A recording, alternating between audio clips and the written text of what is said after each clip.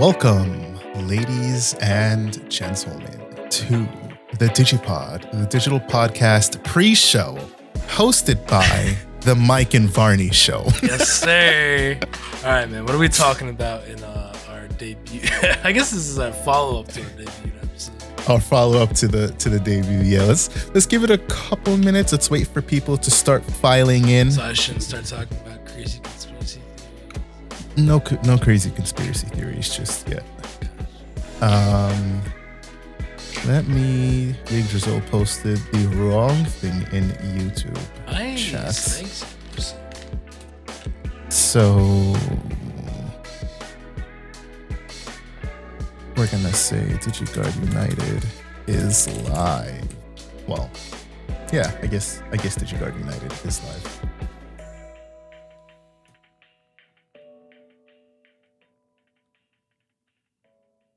Let's see. The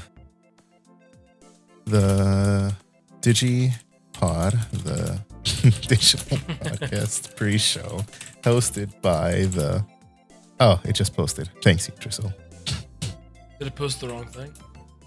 No, it just posted the Twitch live stream. All right, so the Twitch live stream is there, and then let me just add. We're also live on YouTube. Not Examon.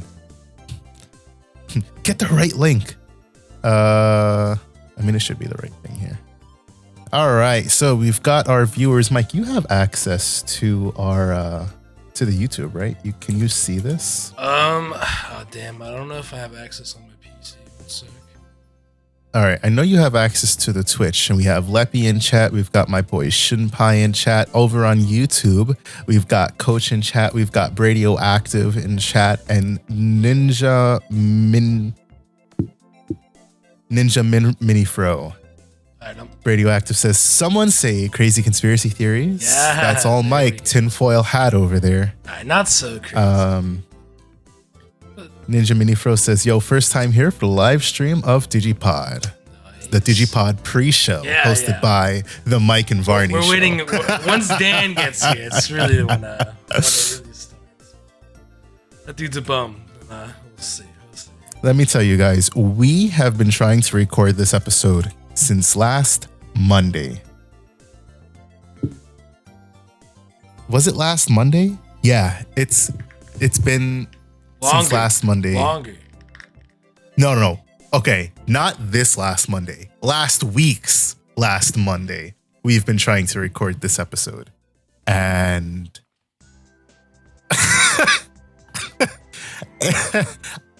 I have at least 4 outros of Dan's computer just saying nope and exiting. And we tried like 3 times each night. And every time it was just like, nope, he tried using his girl's computer, he tried using different browsers, and just was not working. So this upcoming episode of DigiPod is long overdue, and we were like, they deserve a live episode. Astromis, hello. Brad, what's going on, bro? Shunpai won't be allowed wrong. That's fine. We love the pod. First time seeing it live. Don't want to spoil it for my drive down home, so I probably won't stay long. Well, that's good because you are here for the Mike and Varney pre-show, where we talk about. We don't know yet, but when we start talking, we'll figure it out. Pre-show. Hey, Secon's best deck in the format. There we go. That's what we're gonna talk about. That's a hot take. It's in a shit what take. format? It's what it really is. I don't know. It's definitely not Ultimate Cup format. I was trying to brew up some like yellow shenanigan bullshit, and like I just don't have the brain capacity to sit down and try to do it. Garbage, but no, I need Ophani Loop in my life.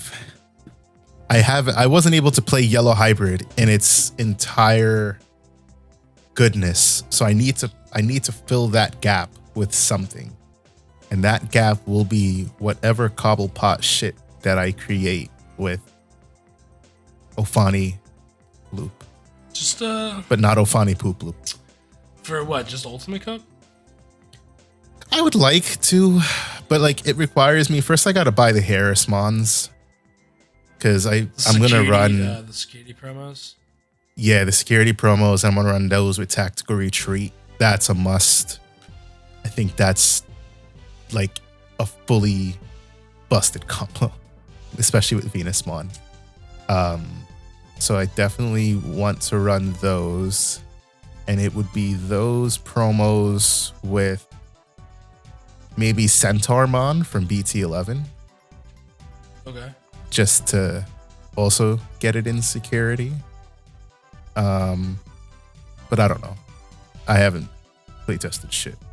So yeah, full power yellow hybrid was good times. Yeah, I miss those times, Brady. I haven't playtested in a hot minute.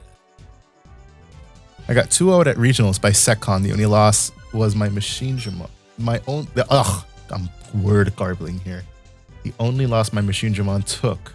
Rip the dream. Oh yeah, that's rough. In regionals format, because Chaos Degrade is a thing, and GG Chaos X.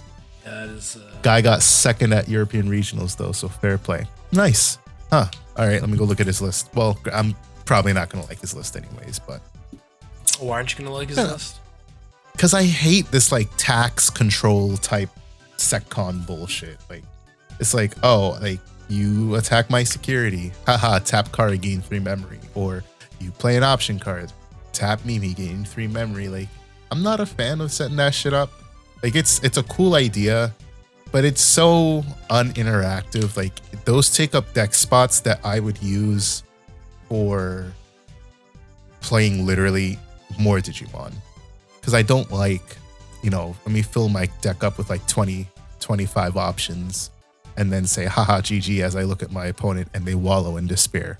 Just play Quartzmon. Yeah, and then I'll just get Wyvern or some shit, Just saying. Play Quartzmon and then play a Shivamon.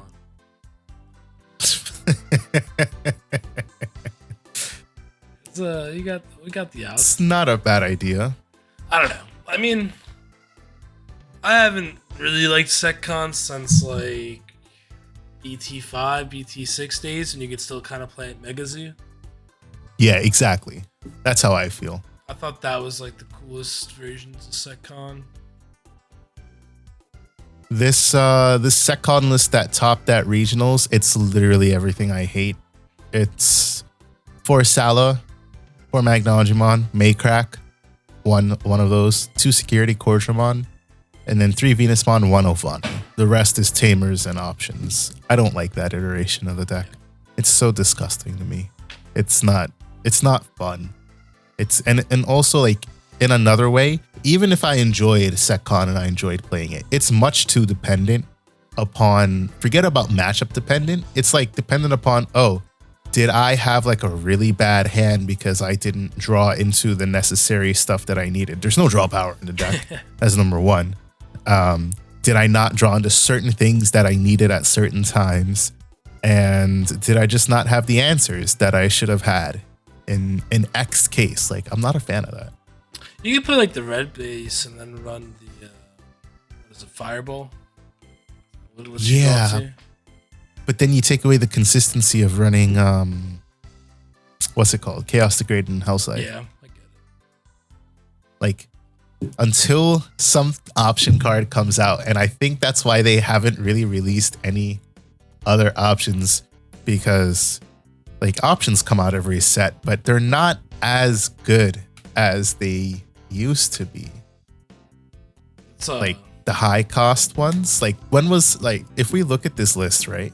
It's a hot. The latest card we have is Long Kiadistatko from BT10.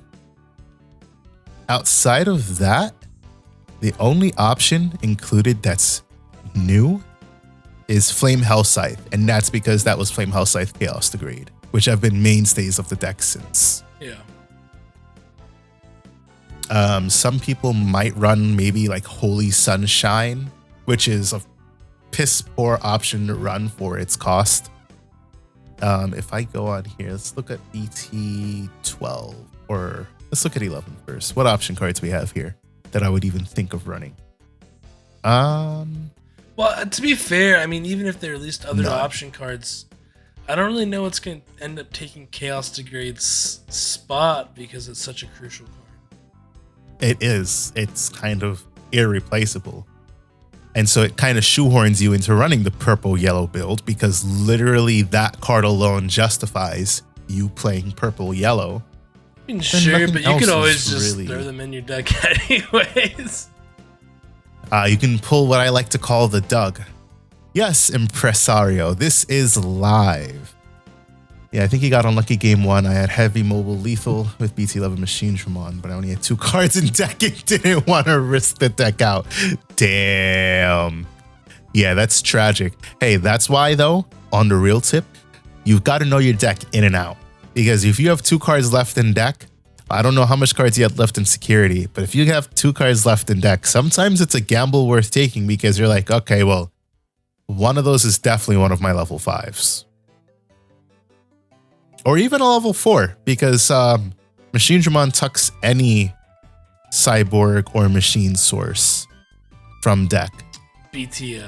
I had 5 security, man, didn't swing once. Yeah, that one's tough. That's 5 more chances you gotta take. But hey, I mean, what's the likelihood, you know? Did you end up winning that game? That's the real question. If you won that game, then it worked out. If you didn't, I think then yeah, you he should have got taken a chance. 2-0'd by that security control. Oh shit, yeah, he did say 2. I thought it was 2-1. Yeah, then I mean, at that point, you kind of gotta risk the deck out, you know? I don't think you don't.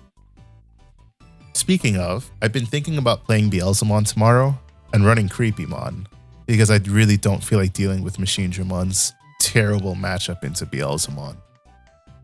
You've been thinking about running Creepymon? Yeah. I don't know. I don't know.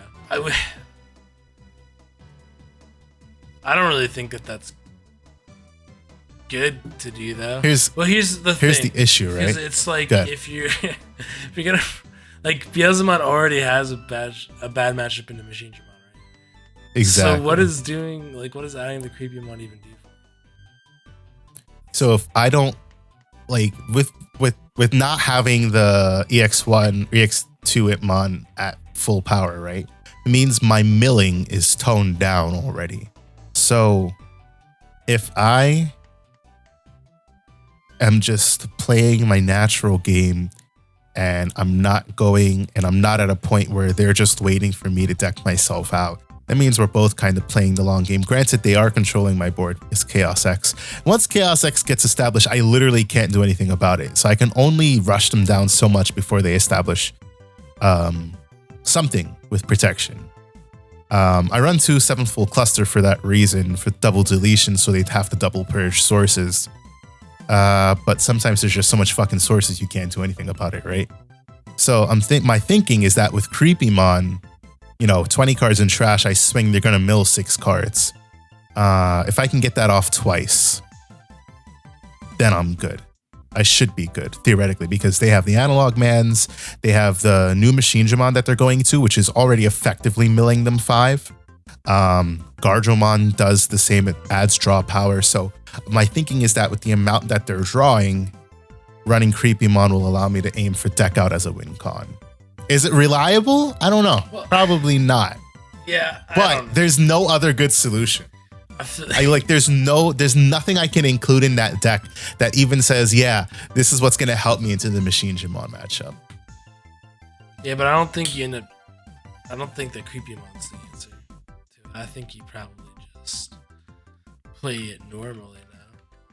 I feel like if anything, Creepymon is just like a spicy tech that may or may not work out, but kind of fucks with consistency. It won't. Honestly, it wouldn't. I dropped the Beelzemon down to 2, the EX2 one, because I milled it so many times without an Impmon in trash. Because not having that EX2 Impmon, but I mean, if you drop that down just to 2, destroyed me. That's what I'm saying. Like it's an easy. It's an easy. You still have like the X antibody at 2. I'm assuming you still have. No, I only ever ran that at 1. Only at 1. Yeah, because once I see it, if I see it in trash, I have a Ballmon X I can grab it back with. which is why I run the Balmon X. Gotta go, guys. Good luck with the pod, and thanks for the content. You guys are the best podcast going, and I even do a Digimon podcast myself. Well, thank you. We strive to be the gold standard for Digimon podcast.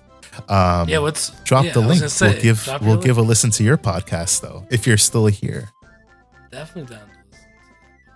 Oh, let me post this on Twitter too. The Mike and Varney pre-show for the DigiPod. And I'm gonna go ahead and message Dan. Yeah, 8:46. Watch him be like, I'm still driving. Make sure you're good to hop on at 9. 9. Boom.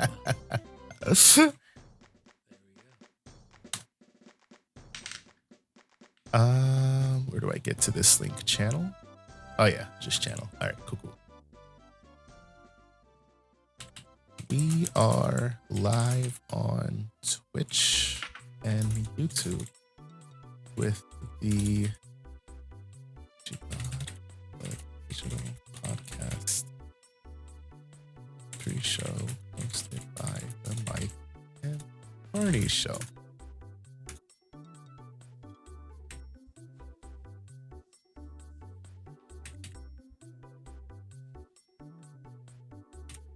Good luck to Dan's toaster PC. Yeah. All right. Watch Dan join. It's going to be 45 seconds. He's going to be like, I just wanted to try with my computer.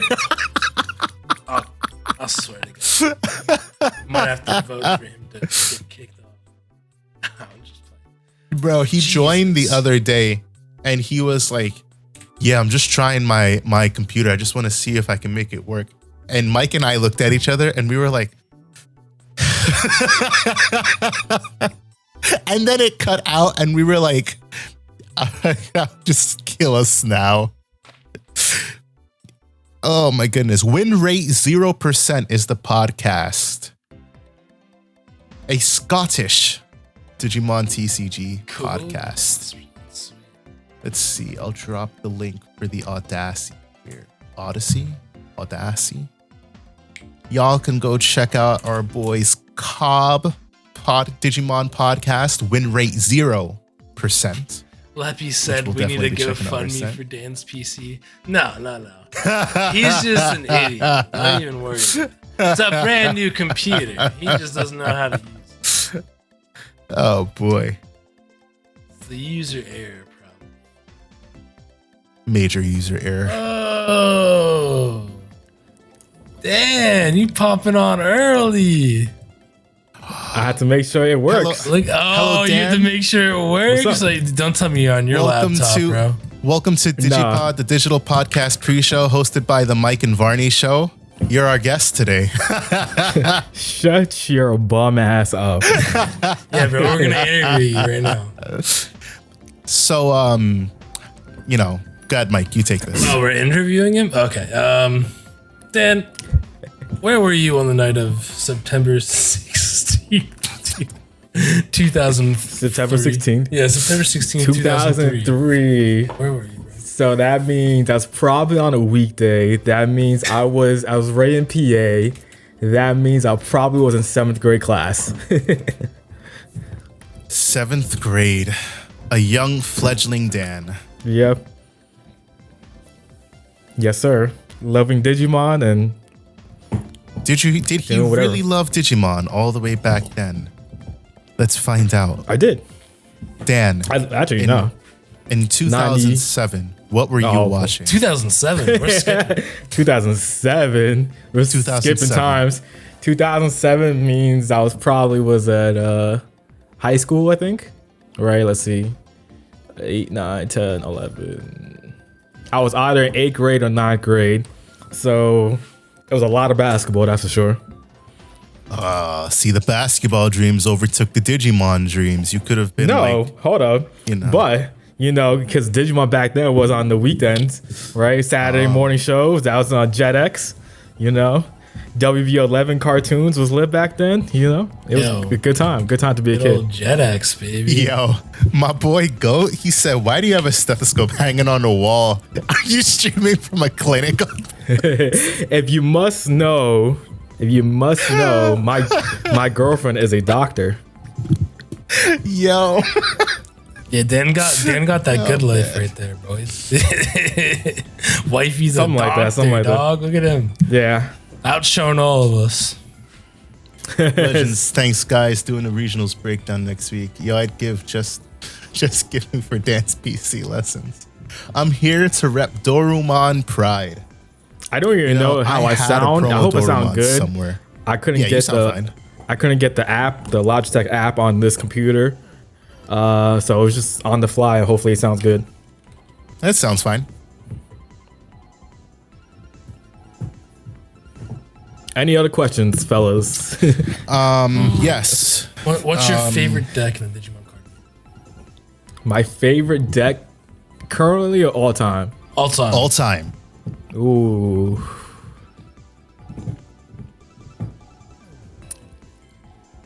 That's a hard one. It's either between Machinegimon or Black or Greymon.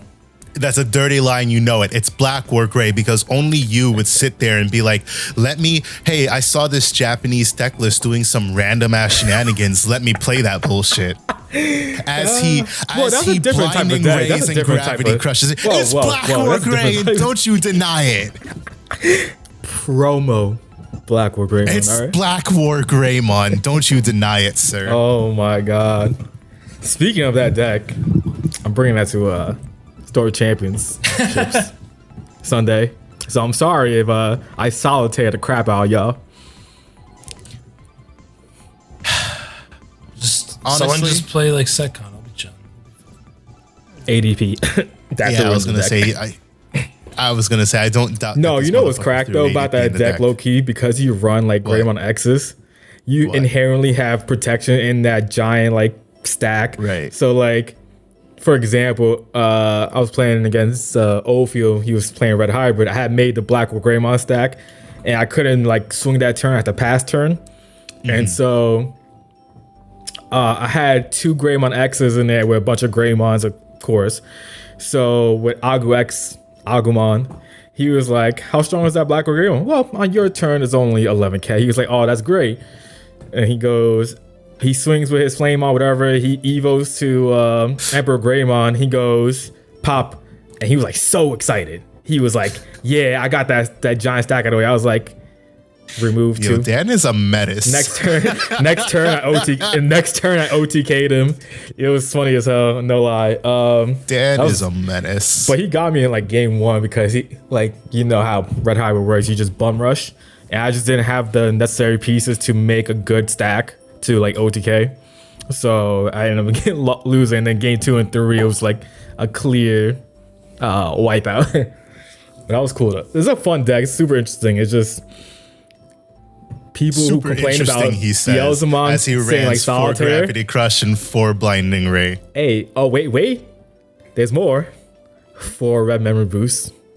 Oh yes, 4 red memory boosts. Wait. How could I forget? 4 cool boy too. Oh, yada yada does he. It's a cool deck. You gotta try. Cool deck, my ass. Yeah, cool deck. As I just spam Blinding Ray and obliterate you because my deck is uninteractive and you can't do anything about it. You was out here playing Beelzemon. Stop it. Get the fuck? Hey, my deck wasn't uninteractive.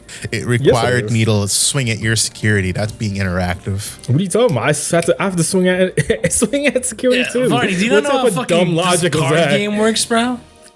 Also, you've been using the word uninteractive a lot. What's up with that?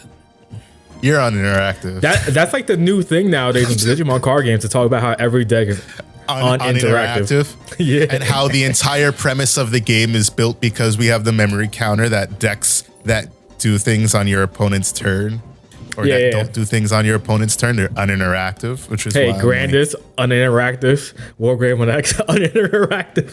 Beelzemon, uninteractive, right? What a life we live. Examon, uninteractive. That's actually more interactive, you really think about it. Exactly, you're right? making your opponent swing and shit. Like, I can't wait to get BT13 and get Craniumon so that I can finally run 4 Laplace's Demon in my deck and then look at my opponent and say, haha, GG, bitch. I was very close to throwing that into Machinegimon for this weekend. It's not a bad idea. I just don't have space. Especially if you have, you can make space. But especially if you go like, if you have the blocker already, you're already blocked. Doesn't matter. Stack with an analog block or whatever. And then you have like the metal Tyrannomons underneath. You forcing them to just trash basically. Yeah. I don't know. I don't feel like playing the mirror though. I really don't. I was telling Mike, I really don't think I want to sit through that mirror. Just play Bloom. It sounds dreadful. Yeah, but playing Bloom requires me to play somewhat aggressively because I only have one Hydra. So obviously I play the 4 Bloom. Just play 4 Bloom. I was play testing that matchup actually yesterday with Gino. If they pop off, it doesn't get mad about the Hydramon. Yeah, I was gonna say. And Quartz like replaces the Hydramon to the point where you just stun the board and it doesn't even matter what your opponent does almost. Yeah, I would just run like 3 Quartz, bro. I mean, how many Hydramons were you running before? Right, it's usually like 4.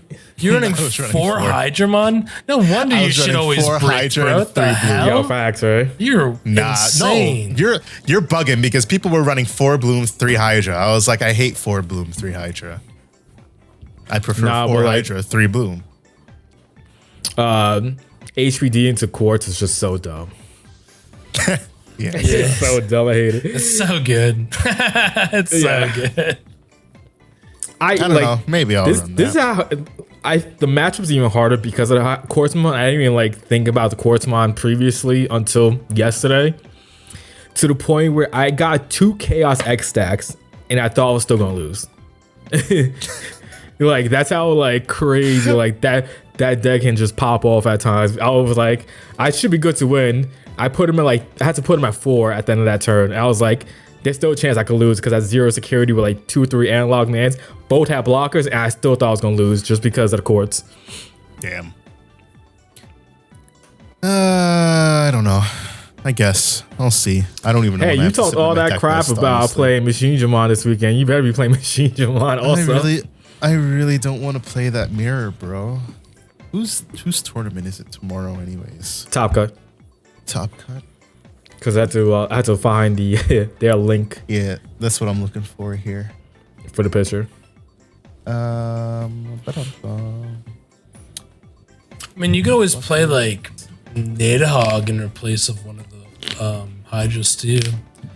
Nidhogg's still really good. You could play Shivamon, to be honest. Yeah. Shivamon's good. Bro, one turn, one game, man had 3 Blooms on board. In one turn, that was like impossible. Like, there's nothing you could do at that point. Man swung 1, drew into the second, popped off, did it again.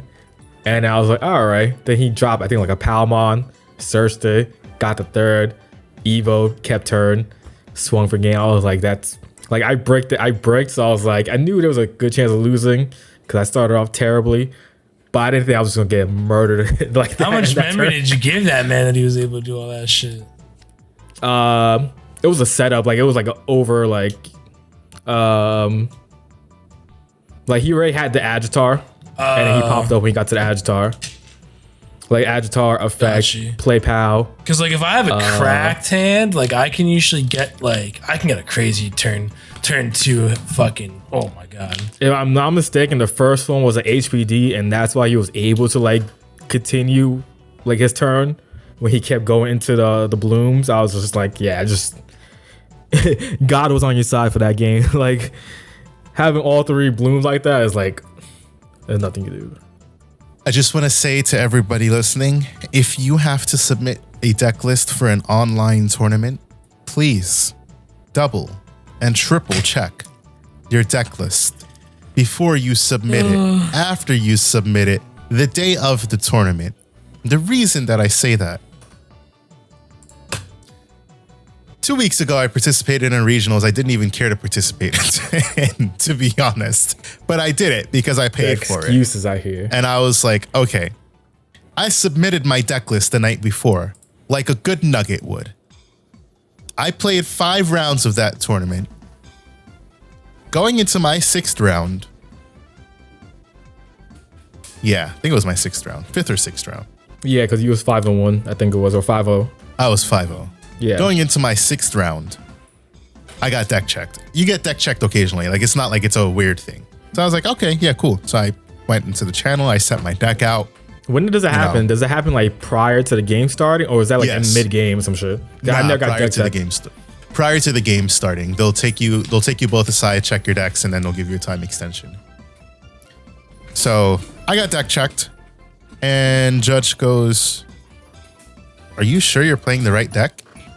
And I was like, "What the?" Like, in my mind, I was like, "What the fuck else deck would I be playing?" Like, no, I submitted a fucking Beelzemon list. Do you have the right list? So I showed him my picture. I was like, do you have this picture? He was like, no. I was like, what do you have? He was like, I have a picture of an Examon list. And I was just like, I was so tight. I was so tight because I swore I was going to get disqualified. Like, that's honestly grounds for disqualification. The best part, I don't know if it was mentioned, was he was undefeated at this point and was literally had the chance to win the entire regional again. Yeah. Exactly. So I was like, fuck, like, I'm really going to get disqualified while I'm 5-0. Like, this is fucking wild. So the head judge contacts me and we come to an agreement that I'll just get a game 1 loss because it was partially their fault for not checking the timestamp on my deck list. Because my timestamp was old. That's why you timestamp your deck list. And obviously I showed them the picture of the deck that I was playing today that I took. Well, I actually took it the night before. So I took the photo with the prior day's timestamp and everything. So I got a game 1 loss. But, of course, I go into round 6 and my first, and the match is Beelzemon. And I'm like, fuck.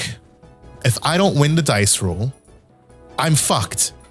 Because Beelzemon's the type of matchup, the mirror is the type of matchup with at full power where you need all 3 matches. Because it's typically going to go 1 to your opponent, 1 to you, and then the third one is going to be the actual game. Well, of course, I lost the dice roll. I went second, and I got beat.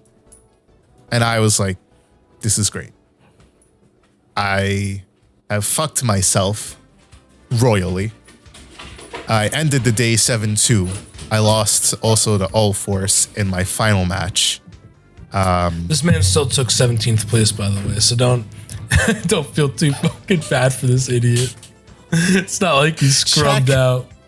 Check your deck list before you submit it, like right after you submit it in the day of, like, just double check because what had happened was I looked at the photo and I just saw a deck and I was like, yeah, that's it. That's the picture I just took. I didn't realize I had 2 pictures sitting in there. So check your deck list. Don't be like me. Don't fuck yourself. That being said, it's 9:03. It is time to start DigiPod, the digital podcast. So I'm going to get it going. So, what's going on, teamers? Welcome to DigiPod, the digital podcast. I'm your boy, Varney. Today in the studio with my boys, Mike and Dan. Dan, who has not died yet. All I hear is a dog coming out in the background. I can't help it right now.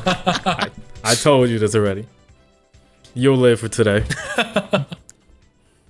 Dan has officially gotten past the 5-minute mark, the 10-minute mark, and the 15-minute mark. 15-minute mark. So baby, we can, with the utmost certainty, say that today's DigiPod will go on. We are live as well. We are on Twitch and we are on YouTube. So, listeners of this podcast from the future, if you are not already part of the Discord, join the Discord. If you are not following us on Twitch, follow us on Twitch in Pachi_DGU. If you are not following us on YouTube, follow us on YouTube, DigiGuard United. Follow us on Twitter, also DigiGuard United. Follow us everywhere. Don't miss out on these announcements because we've got a spicy one today for y'all. After much time, it literally has been like 3 months. We have finally gotten our playmats in for commission. In addition to that, 2 weeks ago, you guys saw we bought a box of prizing. So we have got a ton of stuff to do for prizing. we are officially announcing the DigiGuard United Tamers Battle League, the official circuit of DigiGuard United that will be It's ran about time. Let's we go. start. every Friday Let's at go. 7 p.m. It will be essentially online webcam locals. So Correct. for those of you who have locals on Fridays, if you can't participate, I am sorry. We will try to hold special events at other times. But Fridays were the time that were agreed upon when we initially took the poll. So we will run with Fridays. We are doing 7 p.m. because I personally work until 6. Sometimes work runs past. Same for Mike. Same for Dan. Gives us time to get things set up. So 7 p.m. Eastern Standard Time is our starting time. We will be running whatever the current tournament's rules are. So for next week, because it does start next week on the 16th, we will be running Ultimate Cup rules. We will be running Ultimate Cup rules until the Ultimate Cup season is finished, and then we'll switch over to regional rules, and then we'll swap back and forth as the seasons finish so that you guys can get your practice, because our intention for these locals are for it to be, you know, just like your regular locals, but even more competitive, because we're going to be able to get much more, or the goal is to get much more players than, you know, your regular locals, or at least most people's locals. Stuff like PPG, like they're in Florida, they're going to have like 30 people show up on a regular, you know, but our intention is to give you guys the most competitive testing grounds you can for the tournaments that you're participating in. It is also good for us to get keys into the meta. We're going to be able to see what decks you guys are playing, what the spicy techs are. We're going to be able to do our own meta reports, put this stuff up on our YouTube channel, get content for the YouTube channel that we have been constantly trying to work on. So yes, the Tamers Battle League is what it will be called, TBL. The structure of it is as follows. It will run for 4 months, 4 to 6 months. We'll say 4 to 6. We're going to see how it works out, and then we'll determine, you know, after 4 months how we want it to go. But it'll run for 4 months at a time with a tournament every week. So a total of 16 tournaments. We are giving out points. You will be based on a point system. So for winning a tournament, you will get extra points. For topping a tournament, you will get extra points, and you will also receive points for placing in said tournament. Tournaments will cost $10 for entry. They require 8 people minimum to fire off. We decided on 8 people because 8 people is the sweet spot for fair competition for everybody, not wasting anybody's time, and just making sure that we have enough prizing to give out to everybody, because we are spending money on this prizing. We need to be able to buy more prizing for you guys, essentially. The playmats that we're going to be buying will not be cheap. I'll say that. So this will basically, the money that we're charging is going to be money put right back into it. So that being said, I will be posting the point distribution later in the Discord, but just to give you the quick rundown, essentially for winning, you will be receiving anywhere from 2 to 9, or a total of 7 to 29 points. For placing second, you'll be anywhere from 5 to 23 points. And as you accumulate these points, the standings will take place. So if you guys watch, whether it's soccer, whether you follow NASCAR, you can think about the points table like that. At the end of the season, based on how many players there are, we will be having a playoffs. We're going to have the playoffs regardless, but the amount will determine how many people make it into the playoffs. We're thinking that we'll get a total of at least 16 people throughout the season. So we're thinking we're going to go with a top 8 playoff, where it'll be sports things. 1 seed versus the 8 seed, 2 versus 7, blah, blah, blah. If we get more people, we will determine how to do it from that point on. But essentially that's how it's going to go. At the end of the season, the winner will of course be crowned the first champion of the TBL. But second of all, the winner will get their choice of pickings from our prize pool, because our prize pool at that point will have been very large. Prizes for the tournaments will consist of things like the anniversary boxes. Sometimes you'll just be able to get the gold cards or the Frontier cards. Sometimes you'll be able to get cards from our binders, because we all have cards to give away. Sometimes it'll just be sleeves, playmats of various sorts, because I have, you can't see it, but right back there is a metric fuck ton of playmats. I'm never going to to use them all. So there's many playmats to give away on all of our parts. Just a lot of good stuff. And we're glad to finally get this started and put this announcement out there for y'all. Now, prizing per tournament, right? Prizing per tournament, right? Sure. So let's clarify that. Prizing will be per tournament as well as for the entire season. So for joining the tournament for your $10, you will get prizing worthy of the $80 minimum tournament pool. And at the end of the season, there will be also prizing. So that's the clarification there. You want to talk about how? I don't think I missed anything. You want to talk about like how you might be doing prizing for those tournaments or anything? Yeah, we can talk about that. So for 8-man tournaments, so I decided that what we're going to do is it's obviously going to be based on how many people we get, but it's not going to necessarily be in the like 8, 16, 24 type thing. I have it spaced out a little bit differently just because we have a little bit of flexibility there. So if we get between 8 to 13 people, you're going to have top 2 prizing, and the first person is going to get the choice of either the Frontier cards from the anniversary box or the gold cards. Second place will get whatever is left. For 14 through 19 people, top 4 prizing. First place will get an anniversary box, the entire thing sealed. Second place will get playmat and sleeves, their choice of playmat and their choice of sleeves. Third and fourth place will just get sleeves, also their choice of sleeves. 20 to 23 people, also top 4 prizing. The difference is first place still gets the anniversary box, but second place gets their choice of the anniversary or Frontier cards or the playmat and sleeves, whatever they want, honestly, at that point. But third will get like whatever is left of the choosing. So of those 3 choices, fourth just gets sleeves. And then for 24 people plus, we're going to do a top 8 prizing where the first gets the anniversary box, the second place gets their choice of either the anniversary or the gold cards. Third place gets the other one. Fourth and fifth get playmat and sleeves. And 6th through 8th just get sleeves. Essentially, it's going to boil down to like you can choose from whatever you want for the pricing. We just went with what we think you would want. But you're going to be able to choose at the end of the day.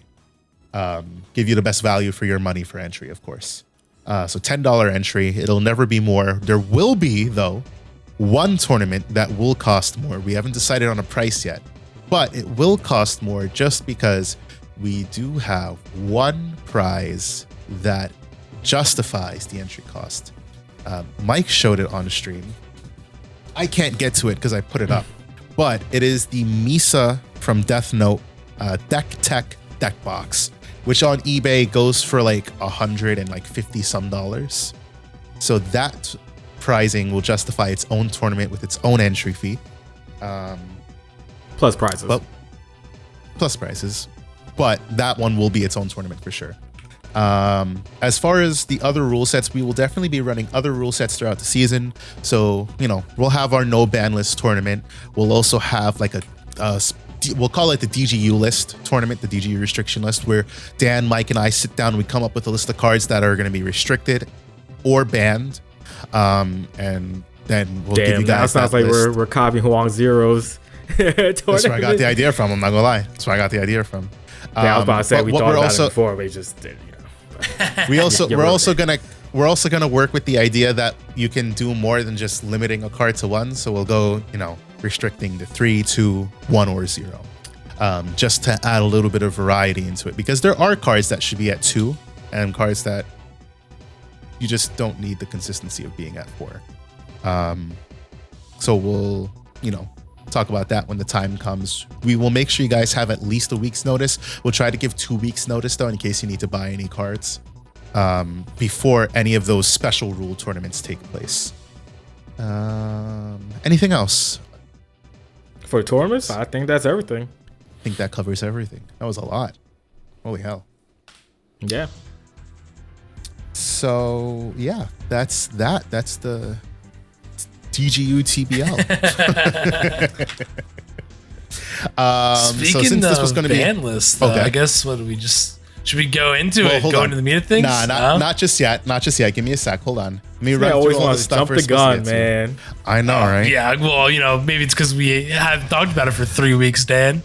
I know, right? It's been so. Honestly, it feels like it's the past at this point. I It's feel so like we old. shouldn't even. I don't even know. It's crazy. We have to talk about it, but Jesus, everyone's act already like so it's my dead fault. set. It's not my fault. Yeah. All right. You act like I did something to my laptop to sabotage it for it to not work or something. You sabotage. I'm not convinced that Oh, you weren't boy. just leaving the calls. Oh yeah, totally. Yeah. All right, so let's just go over some comments from our YouTube videos, from the podcast real quick. So from the YouTube videos first, comments I just want to touch on real quick.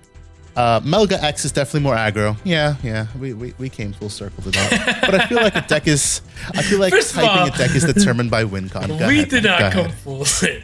You You came the full ones. I came circle. full circle. Yes. There's a The difference. rest of the world knew Melga X was an aggro. Exactly. Hey, actually, I'll read you the poll results in just a second. But I did see someone say one of them was like a mid range. Someone did say that, something like that. he also says, but I feel like typing a deck is determined by win con, not necessarily just the way that the deck is played. Melga didn't win because of its mid-range capabilities. It's because it was aggressive in OTK deck. The mid-range pieces helped, but it isn't what made it a powerhouse. Agreed. Yes. Leppy had a lot of good takes here. Not hot takes, honestly, Leppy. First one wasn't a hot take. You said the Facebook Digimon group is a joke. I mean, the Facebook Digimon group is full of a bunch of people who have opinions. Whether those opinions are right or wrong, Not sure if they should have opinions, but yeah. hot take number 2, I'm tired of Bandai doing these small ban and restriction lists that only target one deck. All this does is damage the now this was before the restriction list. All this does is damage the natural meta environment. Latest example of this was the BT11 Greymon X restriction, which we had the triangle of black or gray, Grandest Chessmon. Once Greymons got hit, the environment got out of whack and crosses the superior deck, blah, blah, blah. Yes, and that's why we'll go into it later, but I actually really like the latest ban list. In his last hot take, well, this one wasn't a hot, this is more a disagreement with me and what I had said.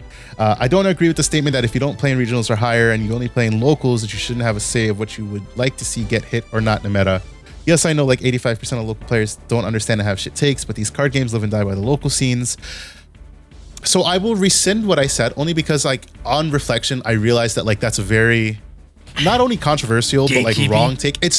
Yeah, exactly. It's very gatekeepish, and that's not what I intended for it to be. It really was just intended at the Facebook group.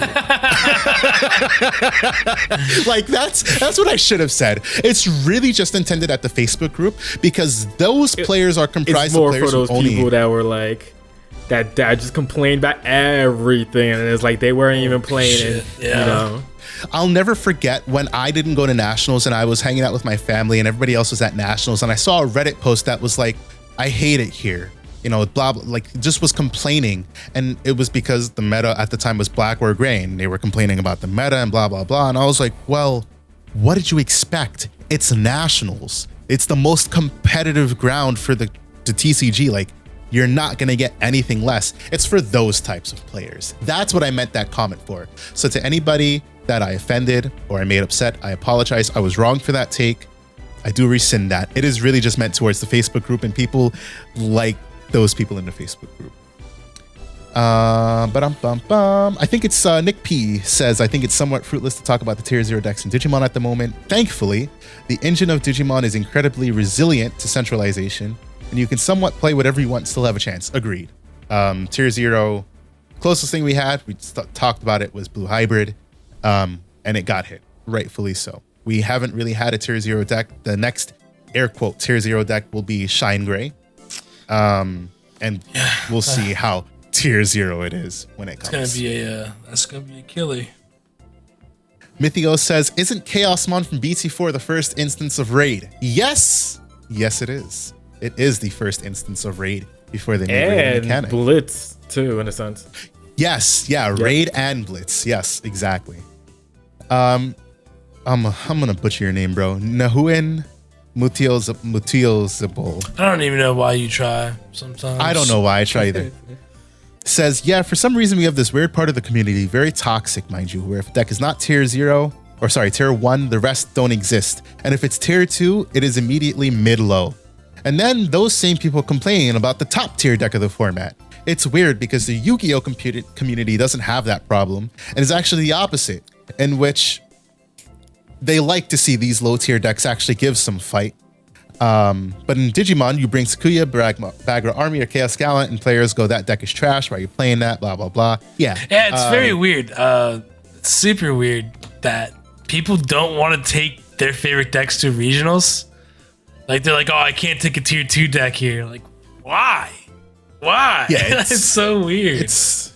Yeah, like, I understand, like, you want to be competitive, but goddamn. You can play a rogue deck, but you need to understand perfectly your matchups of what you expect to see, and so on. And if you understand your matchup, and if you think your deck can do well, then bring it. Like, you can do it if you really want to. It's just a matter of putting in the time and effort. If you find out within that time and effort that you just the deck ain't cutting it for you, then switch a deck if you really want to. But like, you can still do things with rogue decks occasionally. We see, but you also need to get good as a player. Yeah, but we've been seeing it in the last couple, tournaments that we had, like the random like yellow hybrid, whatever, popping up. Yeah, yellow hybrids. Like, yellow hybrid, whatever they like to call this, it's a Rise hybrid, okay? I don't want to call that yellow hybrid anymore. That's Rise hybrid. It's yellow You're hybrid. so annoying, it's bro. not yellow hybrid. There's no Jet Sophie. Justice for Jet Sophie. It's still one of. It's still in the deck. Sophie. Who is this guy sometimes, bro? The issue is that Digimon card game players don't want to do the effort. Right? Yeah, 100%. I don't know. They're so, like Nahuan said, they're so different from the Yu-Gi-Oh community in that aspect. Like, the players that we get for this game are not like card game players we've gotten for other games. The weird part is I know I am and Mike, we're from Yu-Gi-Oh, and there's a decent amount of previous like Yu-Gi-Oh players. Maybe those aren't the ones that are like saying these things or something, but like, it's very strange because I know like a lot of players, because they, Yu-Gi-Oh's toxic nowadays with like, you lose in one turn if you don't win the dice roll and stuff, you know what I'm saying? So like, it's surprising to me that like people are having these, I guess, I don't know, thoughts of the game where like, if you ain't Beelzemon, you ain't shit or something like that, it's very weird. Yeah, I don't know. I think it's a lot of it is too, the game is so new and we kind of get sets really fast, and I feel like every set usually shakes the meta up a lot, unless it's like an EX set. So yeah, on that point, I mean, it's fair, right? Like, it's totally understandable, but like, we're at a point in the game where like, when Yu-Gi-Oh brings out a set, like I don't know how Yu-Gi-Oh sets work, but like, of course, they bring out a set, it gives you maybe a new deck or two, and then it gives you a ton of support for older sets. We're at a point where like, every set needs to... per set now, and current Yu-Gi-Oh now, where it's just like, it's game breaking. Yeah. But like, we're at a point in Digimon, or more specifically, we're not at a point where we can just get pure support sets. Our pure support sets are EX3, and even those have to create new decks just because we don't have that much of a variety of decks yet. Like, there might be a lot of archetypes, but those archetypes need a lot more to become fleshed out. I mean, I think we're definitely getting to that point. I think BT14 is the perfect example. We're not necessarily getting a new deck. Greymon is getting support. Vegetation Tribal is getting support. Wait, are you talking about just BT13? 14. 14? There's a lot of new decks, I think. New decks, but they're also support for older decks, right? I mean, like, if you really think about it, there was never like an Digimon Tribal deck now. Right, that's a thing. Agreed. Like, that's what I'm talking about. Let me rephrase before people are like, there are Digimon decks. There's enough support where there's enough Patamons, Angemons, and Rafumons, but like, they didn't mesh well enough where like, you can make a coherent deck because they all had like different types of effects, it felt like. But like, I think with the previous Angemon support and with the new Angemon support we're getting, you can make a baseline Angemon Tribal deck, and I think that's something that's going to be super cool to see. Especially some of those effects. That effect it's plus Heaven so Knuckles cool. is cracked. I can't wait to play that. Yeah, same, but that entire set, like, nothing. So like, you can see the influence of like just a completely different design philosophy in BT14. You can see things are toned down while also being powerful. Nothing's like so power creepy in what players are complaining about, but it's also a lot of very, very solid support. I don't know. We'll see what this other secret is, because if it's actually a War Greymon secret, people are gonna lose their shit. I honestly don't think it'll be War Greymon. I think it'll either be. So there's a huge chance. Greymon? The way this set is looking and the way they encompass Digimon Adventure 1, it's either gonna be like the Mega for Seekers for the Lugamon. It's either going to be a Myotismon, a Renna Myotismon, because of the set itself, it looks like. And it's either a Greymon or a War Greymon. There's no if, ands, or but about those 3 set of cards, because they dropped the Warp Evo option card, right? Mm-hmm. For Agumon could Warp Evo into War Greymon. You tell me they're going to drop another War Greymon? Maybe they won't because of the War Greymon Ace, but it's a huge chance. So that's what I'm saying. Like, I don't know the possibility of them making another War Greymon, just considering that, like, the Ace card is something that you're going to want to, like, that's kind of the selling point of the deck. And I don't feel like you would make a War Greymon. I feel like you'd make a But you're forgetting that there's also a Metal Greymon Ace, too. Yeah. Yeah, Metal Greymon Ace, yeah. So like there's a Metal Greymon Ace in the set, right? Yeah. So it wouldn't surprise me if they're gonna probably still give us a new War Greymon. It wouldn't surprise me if it's a secret. What would be funny if they do a Greymon Ace, so that it's raise Agumon, attack, Digivolve Greymon, attack again, Digivolve Metal Greymon. But you know how much overflow you're about to lose. Bro. So that's gonna be like. So I'm guessing because Chaos degrade for -4, bro. I'm gaining memory when I Chaos degrade and I refund. The level 4, the level 6s are -4. The ultimates are -3. So I would assume a champion Ace would be like a -2. -2. That's a whole lot of 4, 5, 6, 7, 8, 9. Yeah. That's a +1 on your Chaos degrade. Yeah. That's wild sounding. Oh man. But it's definitely, I'm liking where BT14 is going, and I can't wait to see what it does for the game in Japan, because I know a lot of Japanese players were upset with the direction of the game. So it'll be interesting to see where it does end up going. Let's be real. We gotta talk about the most important card in that set. Platinum Numon, baby. Yes, sir. We finally got the god. You see how I'm just shining down. He's like, I'm here to save you guys. I am Jesus. I'm holy God. shit. I am literally holy shit. It's funny. I was digging it. I wish it kind of was like more in line for support for like the Poop Loop decks, but it's still sick. That's different. That's Sukumon, not Numon. I know. I'm saying like 2 different decks. I wish that they had kind of ended up working together, but I'm with it still. We've got a lot of weird decks now, because we've got that. Is that also still black and yellow? Black and yellow. We've got a lot of black and yellow decks, because now we got Chessmon, we got Sukumon, and now we got Numon decks. And technically, Edamon, I guess, could be different than Sukumon if you wanted to do it that way. If you really wanted to, yeah. Like, that's a lot of black and yellow support.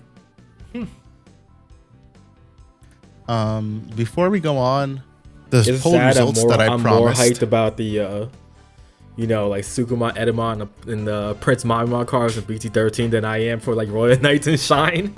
Yes, because you're a shit player. I'm pretty excited for Shine. I actually just finished Data Squad not too long ago, so I'm kind of the Shine hype's a little real. You on the Shine hype right now? Yeah, the Shine hype's a little real for me. I'm more hyped again about Ravemon support than I am the Shine. What I'm really hyped for is the Jogris Omnimon support. Oh, EX4. And EX4, yeah. I'm excited about that. As fuck for that, because I get to play Nokia again. Before you guys go on, hold on. Poll results. Yeah. 11 people said, this was 21 total votes, and 11 people said Melga is a aggro deck. 4 people said it is a mid-range aggro deck. 3 people said it is a combo deck. 2 people said it is a control mid-range deck. 1 person said it is a mid-range deck. Yeah, well, it's an aggro deck. That means a total of 7 people said it is a variant of mid-range. A lot of people voted on that poll, huh? Yes. surprisingly. People felt very strongly about you being wrong. That's how you gotta take that. Our next poll, 10 total votes. I said, how much did you miss Dan on the Mike and Varney show? 4 people said, never do it without him. 3 people said, yeah, that was a little weird. 1 person said, I missed them just a little. 1 person said, not at all. Damn. I wonder who that one person was. And 1 person said, I bet that was like Mike low-key. I was like, and Mike was like, nah, we didn't miss him. Yeah, I'm trying to shoehorn the Mike and Varney show. I'm like, get this Dan guy out of here. Oh, he's on to me now, boys. And 1 person just said, yes. And then I asked, what do you think about the state of the Digimon card game and its community? Fat Tanuki Nuts said, stop pronouncing people's names. No, that's straight up his name. I don't care. Fat You're Tanuki dumb. Nuts. Said, I think the community is pretty great overall, and the state of the game is overall good too. Bandai should consider better prize support for competitive play, though. Except for that Dan guy. He's I agree. toxic. I hate that this is what I want. This is so disgusting. This is pitiful. This and the next one are just... I'll take that. Hey, the next ones aren't better. The next ones are better. They're okay. They're definitely an improvement. I think they're pretty good. I'm not gonna say think anything more. The next ones are fire. Yeah. And then the next one, I asked, what are some topics you'd like to hear us cover in the future? So we'll keep this in mind. One person, Jay Wilson 3392, says, what are your thoughts when it comes down to playing any mirror match? And then Jeremy Stort asked, I consistently see people complaining about Agumon consistently getting support. Is it actually as big of a problem? For example, decks like Agumon, Black War Gray, and Shine Gray play completely different. See, exactly. That point at the end right there. I don't think it's really a problem as long as they actually keep making different decks for it. I think what's annoying is that while all 3 of those decks do play completely different, we have not. Their pieces are interchangeable. We have not gotten Agumon support actually since BT. You're never gonna get it either. No. BT14 has some good stuff for Agumon. Actually, I think any Agumon support is generic Greymon support. Yeah, but that works with ties and. I can say it also takes really good advantage of stuff that just won't work anyways. Like that new Skull Greymon, you're never gonna see that Skull Greymon get played in an actual Greymon list, but it works really Agumon, well in Agumon. Hell yeah! Now I love Agumon. That's like a pet deck of mine. I got that max rarity. Yeah, I used to love playing that deck. That's my boy. But the issue is really most of the support for it is still just going to be straight up red War Gray, or just it's going to go into Black War Gray. That's just how it's going to go. So it's not really creating a lot of diverse decks. Like realistically, the Raid War Gray that people are playing now is just like a direct evolution of what was like Greymon Tribal. Black War Gray, I would say, is a different deck though. But Raid War Gray has really just been the same deck that everyone's been playing since BT1. So yeah, it's just an evolution of it. Jeremy, to your point, I don't personally think it's a problem just because there's definitely a lot of stuff that they could be doing. But at the same time, they do what? Is it 2 to 3 major lines per color? You'll typically get 2 SRs in that color. And then 1 other line that's made of uncommons. I think it's 3 lines rares. In total. 3 lines in total, I want to say. So there's 3 total lines that they could be doing. The problem isn't that Agumon keeps getting support. The bigger problem is giving us better support for the everything other. Else. Yeah, exactly, for the other lines. So here's my actual. I will say this: it feels like at the moment for Red is either you're getting a Greymon support or it's Jesmon. There's no in between when it comes to red decks, it feels like. And they have subtle ones like the Bergemon stuff at one point, but not many people played it. You had the Marsmon line, but nobody really played it. You can't even play that by the itself. Marsmon line? Exactly. That has to be played with Phoenix. It's a matter of they need to just continue support with those type of decks. Like Bergemon, next set, BT13, Bergemon Tribal becomes probably a way more playable deck with that new promo as Yeah, well. that new and promo it's, is what helps out a lot. And you finally feel like you got a different deck that's not just Greymon dot deck. You know what I'm saying? So like, it's just taking time. It's just Bandai loves just printing the face of the game, which makes sense. So my only issue with it really is that I don't mind them printing Agumons because, again, it is the face of the game. I wish they were just doing different colors. I'm so tired of red support being taken up every set by Agumon. I don't like. Well, that's I would what I rather mean, see, like, let's see some yellow Agumon. Like Doesn't even have to be like the interesting. My bad. It just doesn't have to be like shine you support good. either. Like we have a sweet yellow War Gray.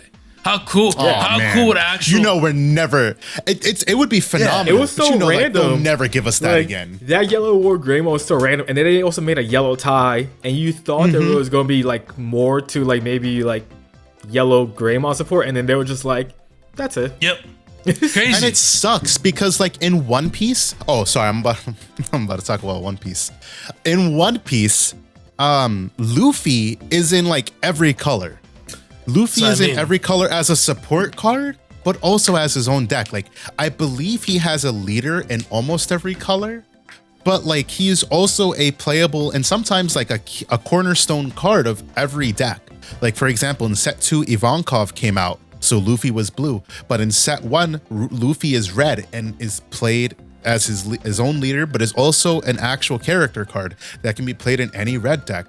There's also a green Luffy, I believe the film cards, if I'm not mistaken. There is a yellow Luffy for the Charlotte stuff. There's a black Luffy, and when you consider that black is navy, like there's a black Luffy. Like I agree with Mike on that point. It would be nice to see Agumon in other colors, especially just knowing that like they've done it. Yellow War Gray, as much as I hated it back in the day, would be cool to see it get support. But where is the support? You know, or like there we have Snow Agumon. There actually is a green Agumon as well. Obviously, there's black stuff, but like there's two of them. A green Agumon would be sick. Like more green Agumon support because Tyrannomon. What about Dino Rexmon is Agumon? Give us a good Tyrannomon. Give us a good Dino Rexmon. Dino Rexmon is technically part of the Agumon line. I do like that Dino Rexmon that we already have too. It's expensive, and then it needs better low end support to support this big ass top end. So yeah, definitely. To your point, Jeremy, like it's not really a problem because we do get different archetypal support. The bigger problem is just that like each piece can be so easily splashed just because they're named, and that's why we see coming BT13 they make that change, or actually it was BT12 it started with, I should say, where the Agumon Dan is it's a dinosaur, not a reptile. Oh, that And then the Geo Gray digivolves 2 from a Agumon even the with dinosaur. The very first, that wasn't anything new. That the first but they didn't have those like special evolutions. The first Marcus Agumon was reptile or dinosaur, whichever one it is. It was a dinosaur. Right? Yeah, it's dinosaur. So they always had it, and then of course now the newer ones they're like. But like the newer lines take advantage of the dinosaur trait rather than I'm just going to digivolve for 2 on top of any Agumon, because then it doesn't give you value if there's just a better reptile Agumon to play. Now it forces you to think that you might digivolve for 3 if you play promo Agumon,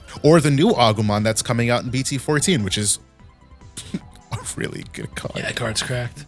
Yeah, I would love to see stuff like that. Like Tuskmon is a really cool champion level Digimon. Yeah, it looks sick. I would love to see cards like that. Do we even have Mammothmon? I don't think we have a Tuskmon. That's crazy. That's what I mean. Though, like that'd be so cool to get like card like actually, that is Agumon support. I'm cool with that.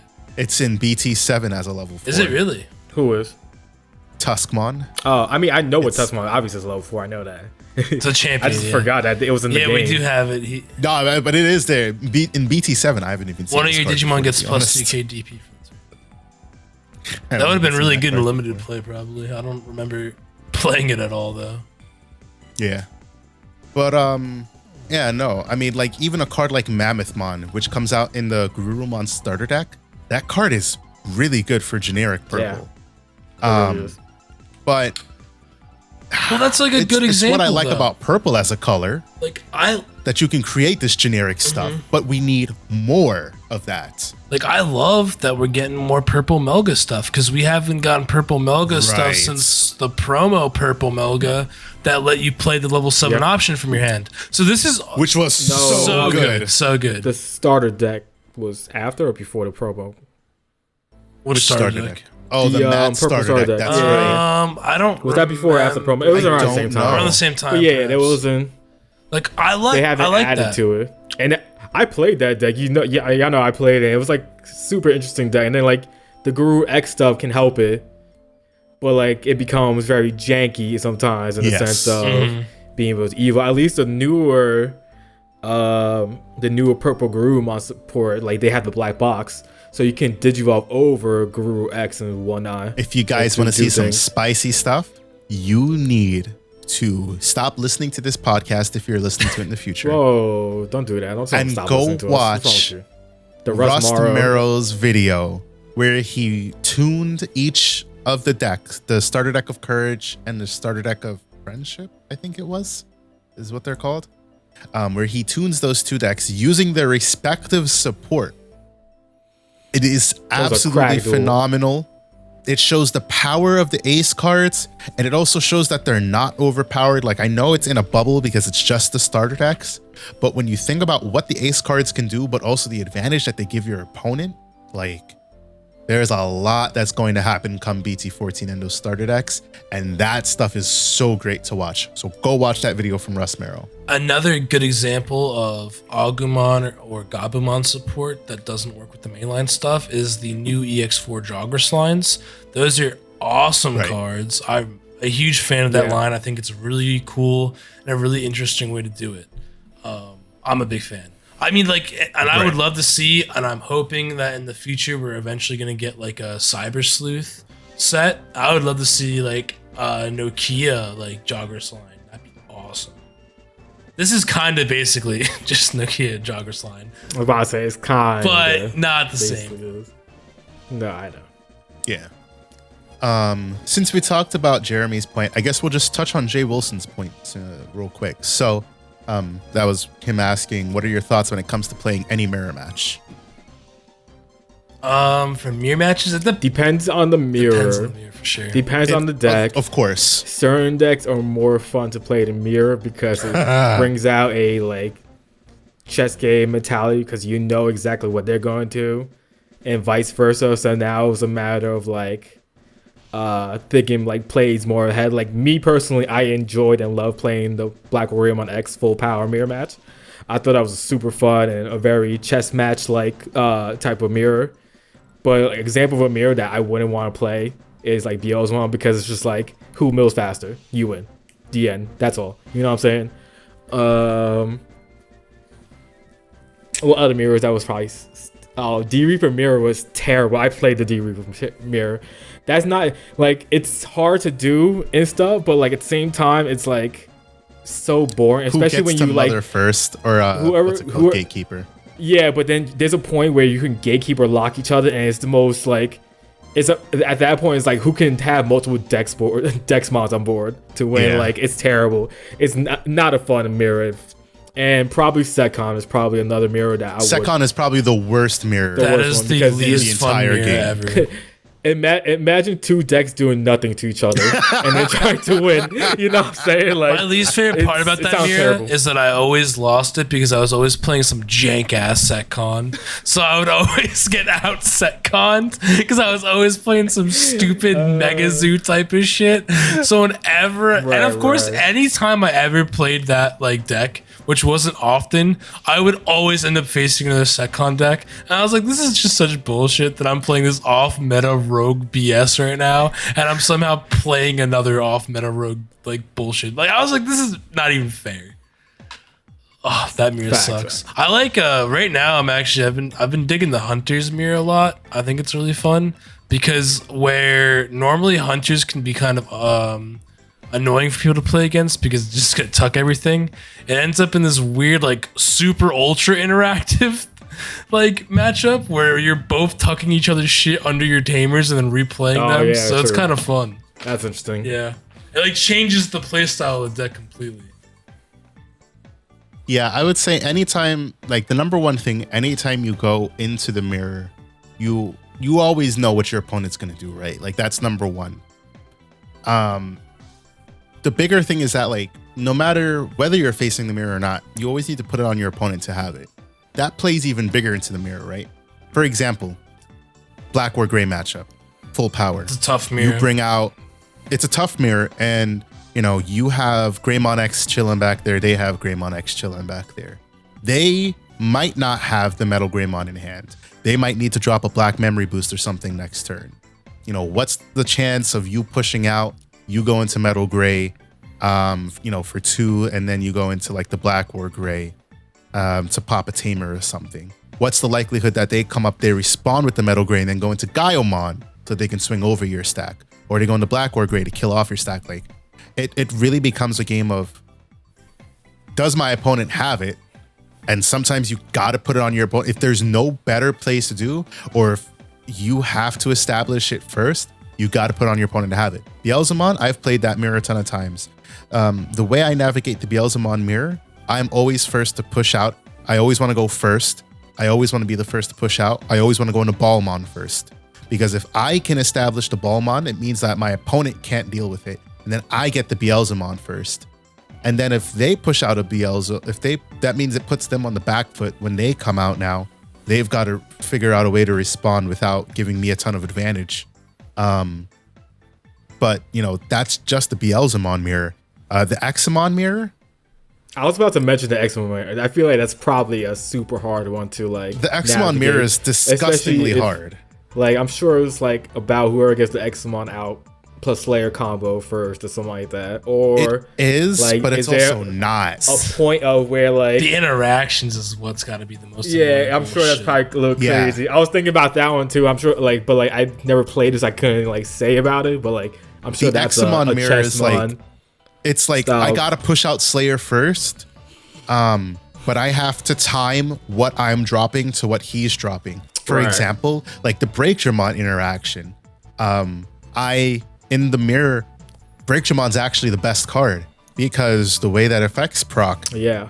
You want Breakdramon, if they target your Breakdramon to suspend, they're gonna unsuspend with Examon, but then your Breakdramon can suspend the Examon.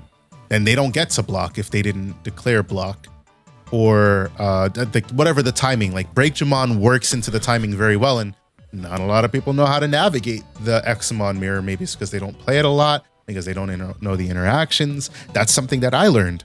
Breakdramon is key. It's the same thing with Grandis. Breakdramon, I mean, that's not a mirror, but in a way, it's a color mirror because of the suspend mechanic. You understand what I'm saying? This man making up random. He's like, that's a color mirror. It's a color. It's like if you. Okay, all right. So let's. I actually understood. I understood him when he meant that. It's like if you play. I just had to say. It's like if you play aggro versus aggro. Like, not Beelzemon is a poor example. What's another aggro deck that we have right now?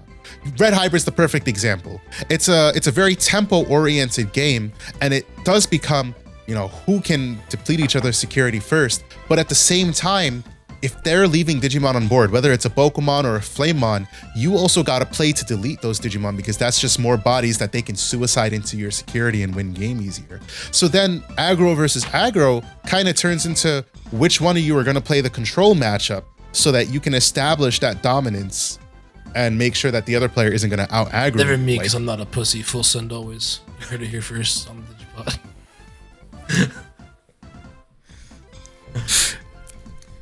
Yes. For today, there goes our Bandai sponsorship. Mike's the one that ruined it for us today. You think us host a big tournament?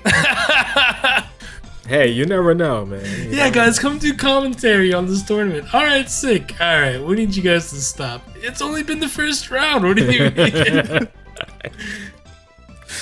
Yeah.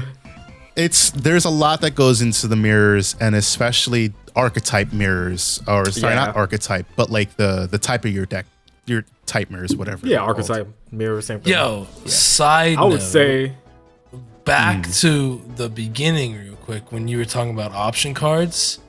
Heaven's Judgment from EX4. Oh, that's a good Cracked card. That's a good card for Examon. I'm putting that too. in Examon. Yeah, cracked card. People are also playing that in Royal Yeah, Knights. continue forward though, but I was just thinking of it. It just popped into my head. But that's not, you can't really put that in SecCon, you know? That's the point. You can, but like it's not the greatest. You probably because you need multicolors on board for the effect. It'll do I think you need 7K, green. but you need an extra color. Need green, right? Is it? I think like the green is recommended. No. It's just Or you need a green if you have a green It's Digimon or something to be tamer, you can use it proc- without its That's color what it is. requirements. Yeah. So you can either like if you have a green Because tamer it's on for field, you Lothmon. just- It's for Lothmon Terrymon originally. Yeah. No, but like I was saying, like with the mirror, like honestly, one of my probably top 3 favorite games I've played was in Nationals playing against Huang Zero. Shout out to Huang Zero. We had the Black Greymon mirror, and that went 3 games, and both of us. I was supposed to say all three games technically, not all 3 people. We didn't brick, and it was just a matter of like who was gonna out each other's board and stuff. And it was like such a like thought intensive, fun ass like competitive ass game that we had. It was so cool to do that mirror with him. Yeah, with the exception of SecCon, the control mirrors in Digimon are also different. Like, I don't know. What other control decks? Well, I'll tell you a mirror that hybrid was so time. stupid. Oh, yellow hybrid at time. Back in the day, nah, Yellow BT5, hybrid, yeah. Nightmon versus Nightmon mirror, that was everywhere. You had to know that mirror. I didn't play. But it wasn't that bad. In my opinion, that wasn't a bad mirror. I played that mirror. It wasn't that bad. It was. Yeah, I'd agree. It was a hard mirror to like figure out, but like it wasn't like. That was a mirror a lot of people played. I don't think that was like a toxic one. I guess you said. Yo, like, to quick me. thing on our Twitch chat. Ashtimus says X mirror sounds like a nightmare. It is. X Axel 0 says Breakjamon wins with the changes to blocking. Yep. Yeah. And he also says, good old washed up Huang. Dang. Whoa. That was a comment from Twitch chat. That was not the words of DigiPod, the digital podcast. That's Wild. wild. That's disrespectful. But I don't mirror matches. I'm interested to see how the Sean Greymon mirror match is gonna be. That's good. I feel like that's gonna be toxic. I'm not gonna lie. Probably whoever could get that Ruin mode BT12 is probably a key card in that matchup. Because if True, you but ruin whoever mode, they gets the can't even BT12 make their Marcus out. Marcuses. They'll just die Exactly. right away. Like that's probably why people still play it at 1, because once you can ruin mode, like once you can wipe, if you can't finish game, you ruin mode, make it so that Marcuses can't become Digimon because they'll be deleted. GG. Ruin mode is such a cool card. Oh, I It can't is wait so for that card, bro. I'm playing it in Mastermon. I'm buying. I'm gonna. Is that the? I'm gonna buy like 4 Is that seeds. the new Dex card? Is I that think what I'm people think it so is? I don't know what I'm gonna do with it because Dex is still cracked, but I know I want to try it, and I don't think I can get rid of Dynamon either because that card just wins you games all the time. This man about run 3 different level 7s. I know. Yeah, I don't know. I mean that's It's not put it this way. Mastermind no more. It's You Toolbox level 7 deck. yeah. I love my toolbox decks. Hey, that's exactly what you can do with all of this Royal Knight support we're about to get. Yeah. Cool deck but- is like the Leopardmon. Yeah, Yeah. that deck's sweet Like too. that's a crack deck. I'm really excited. BT13 is gonna be sick. I think. It's pretty cool. Agreed. But that wraps up all of our poll results and our comments. So on to the main topic of the day, the topic that is 3 weeks overdue, our ban list. We're not gonna talk about the 2 weeks of locals that y'all didn't show up. Man. Oh, well, did you win any of them, Locals. Dan? Yeah, did you win I any? did. Oh. I did. Okay, We'll good talk job. about it. Clap. Good Wow, job. Mike. No, good job. Wow, Mike. I Wow. placed 17th at regionals. Good job, me. All right, on to the ban list. That's crazy. I sat my ass at home and played base the last like 2 weekends. Oh, I played a lot of Diablo 4. Hit me up. We could play together.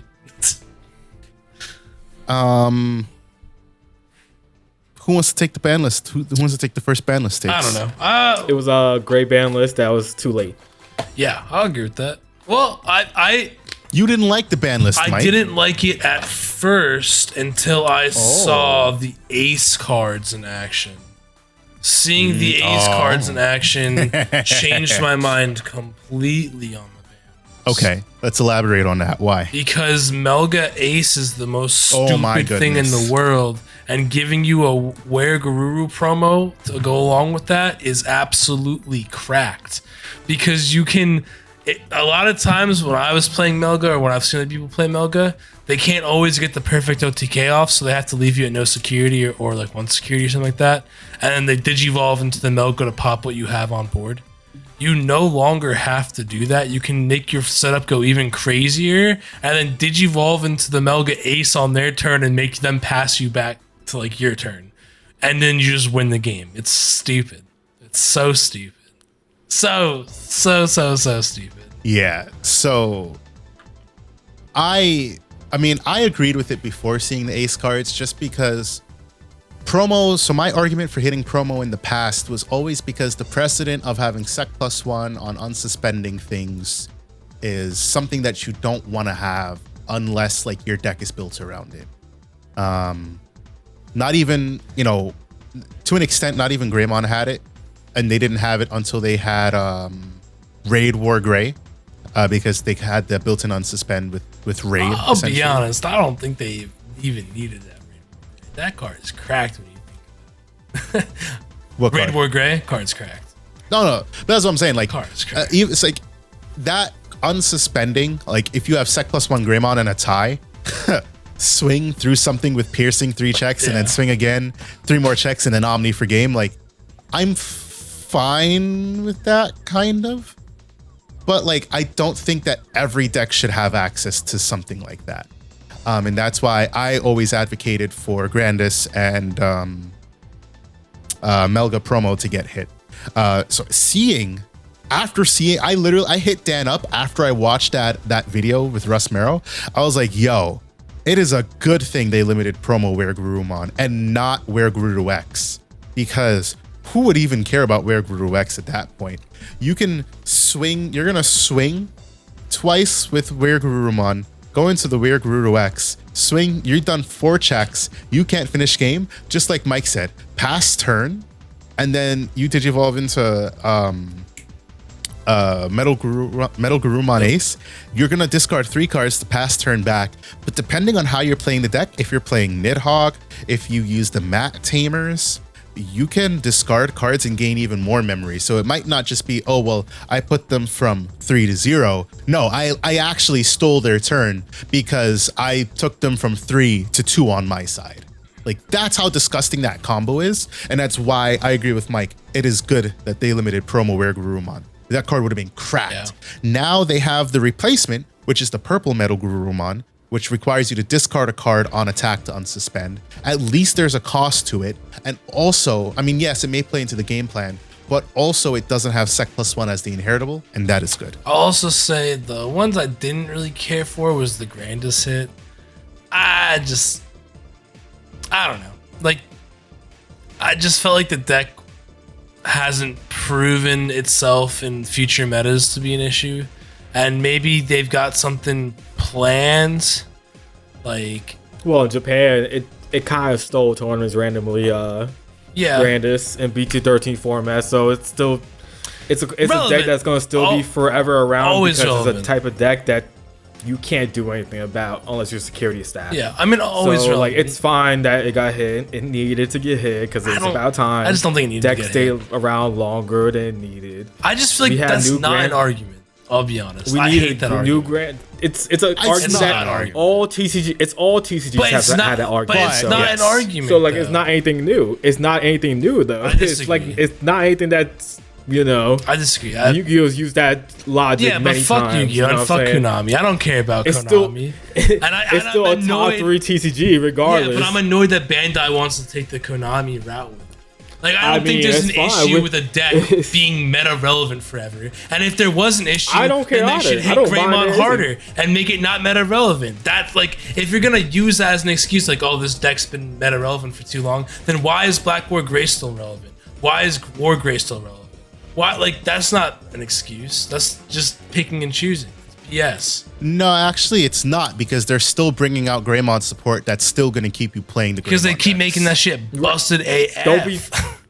don't be surprised if there's a random ass insect generic support in BT15 because we didn't get Tentomon that's now. what I'm saying. We're going to get Tentomon in BT15. That's going to make things maybe potentially bust. And they were like, let's just.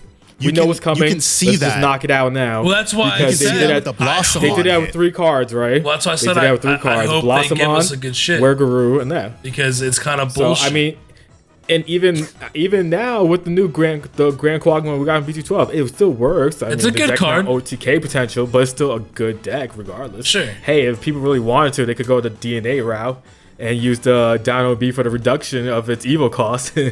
Yeah. Which is random that they have that, but it's there. I agree. I feel like they've definitely got something in the works for Tento that's going to make probably Grandis, generic insect support that would make it really good. That's going to be good for Grandis because I didn't even think at first, like I just saw the Blossomon hit and I was like, yeah, it's probably about time for that to go. But then I thought about it and I looked at the Mimi that we're getting and I was like, Correct. That's really good. Absorption for Tamers, cracked. So, yeah, for those of you who don't know. Oh, no, that's Togumon, my fault. That's Togumon that has that effect. Mimi is, I got it. So for those of you who don't know, I'll just tell you about what the support's going to be real quick. So the Mimi Tamer that we're getting, on play, she searches plant and vegetation fairies. So she's a searcher for green decks. Instantly good. And then when a Digimon becomes suspended by an effect, and mind you, Blossomon's Digisorption and all Digisorption is an effect. By suspending her, you gain a memory. So, by Digisorbing, you gain a memory. Time out. I gotta reply to this comment. Axel Zero said casually gaining unconditional Sec +2 is not green identity. I think that even associating security +1 with any color is bullshit because every color has access to security +1. I do not care. Every color has it. I think it's bullshit to say that green's not allowed to OTK because red's supposed to be the OTK deck. We literally had a format where every color was basically OTKing except for yellow. So I don't want to hear it. That is just so stupid. Black has access to security +1. Red has access to security +1. Blue has access to security +1. Yellow has access to security +1. We literally have Yellow Angelomon with security +1 inheritable for Ophani loop decks. Stupid. I don't want to hear it. Sorry. Continue. Wow, that was I just don't like the whole. I hate the idea. This color is green, so it has to play this certain way. Green has literally been so fucking irrelevant until it got security +1 anything. The only reason Bloom is relevant is because it's a cheap Evo and it has security +1 and piercing. And it's security +1. You take that away from green, and it becomes absolutely irrelevant all over again. If you don't give the Bloom Lord Mon that Sec +1 for every 2? Every 2, yeah. Like it just pokes and does you're nothing. Weaker because you keep suspending your whole board. So just imagine just one Bloom swing for 1 check every time. I would not even care about Bloom at that point. And it's not unconditional security +1 from Grandis either. You have to trash all of your sources to get there. It's not like you just gain security +2 or whatever for Digivolving. You still have to, there's still a downside. You still have to get rid of all your sources. It's just it's built into green that when you trash your sources, sometimes you can plus off it. Or just the cheap Evos. My bad. So we gotta bring Digiburst back as a generic such a cool mechanic. Digiburst was so good. Such a cool mechanic, bro. So here's my argument. It's not that I don't think that Sec Security Attack Plus shouldn't be a part of each mechanic. I agree that I think every color needs Security Plus to stand, with the modern game. My problem is what I reiterated before and what Mike probably won't like to hear is that I don't like the idea of Grandis. I don't like, let me Digiburst, Sec +1, Sec +2, swing into something because I'm suspending something on Digivolve. So I get to swing into it, piercing, do my checks, unsuspend, swing into something else, do my checks again, and effectively leave you with nothing.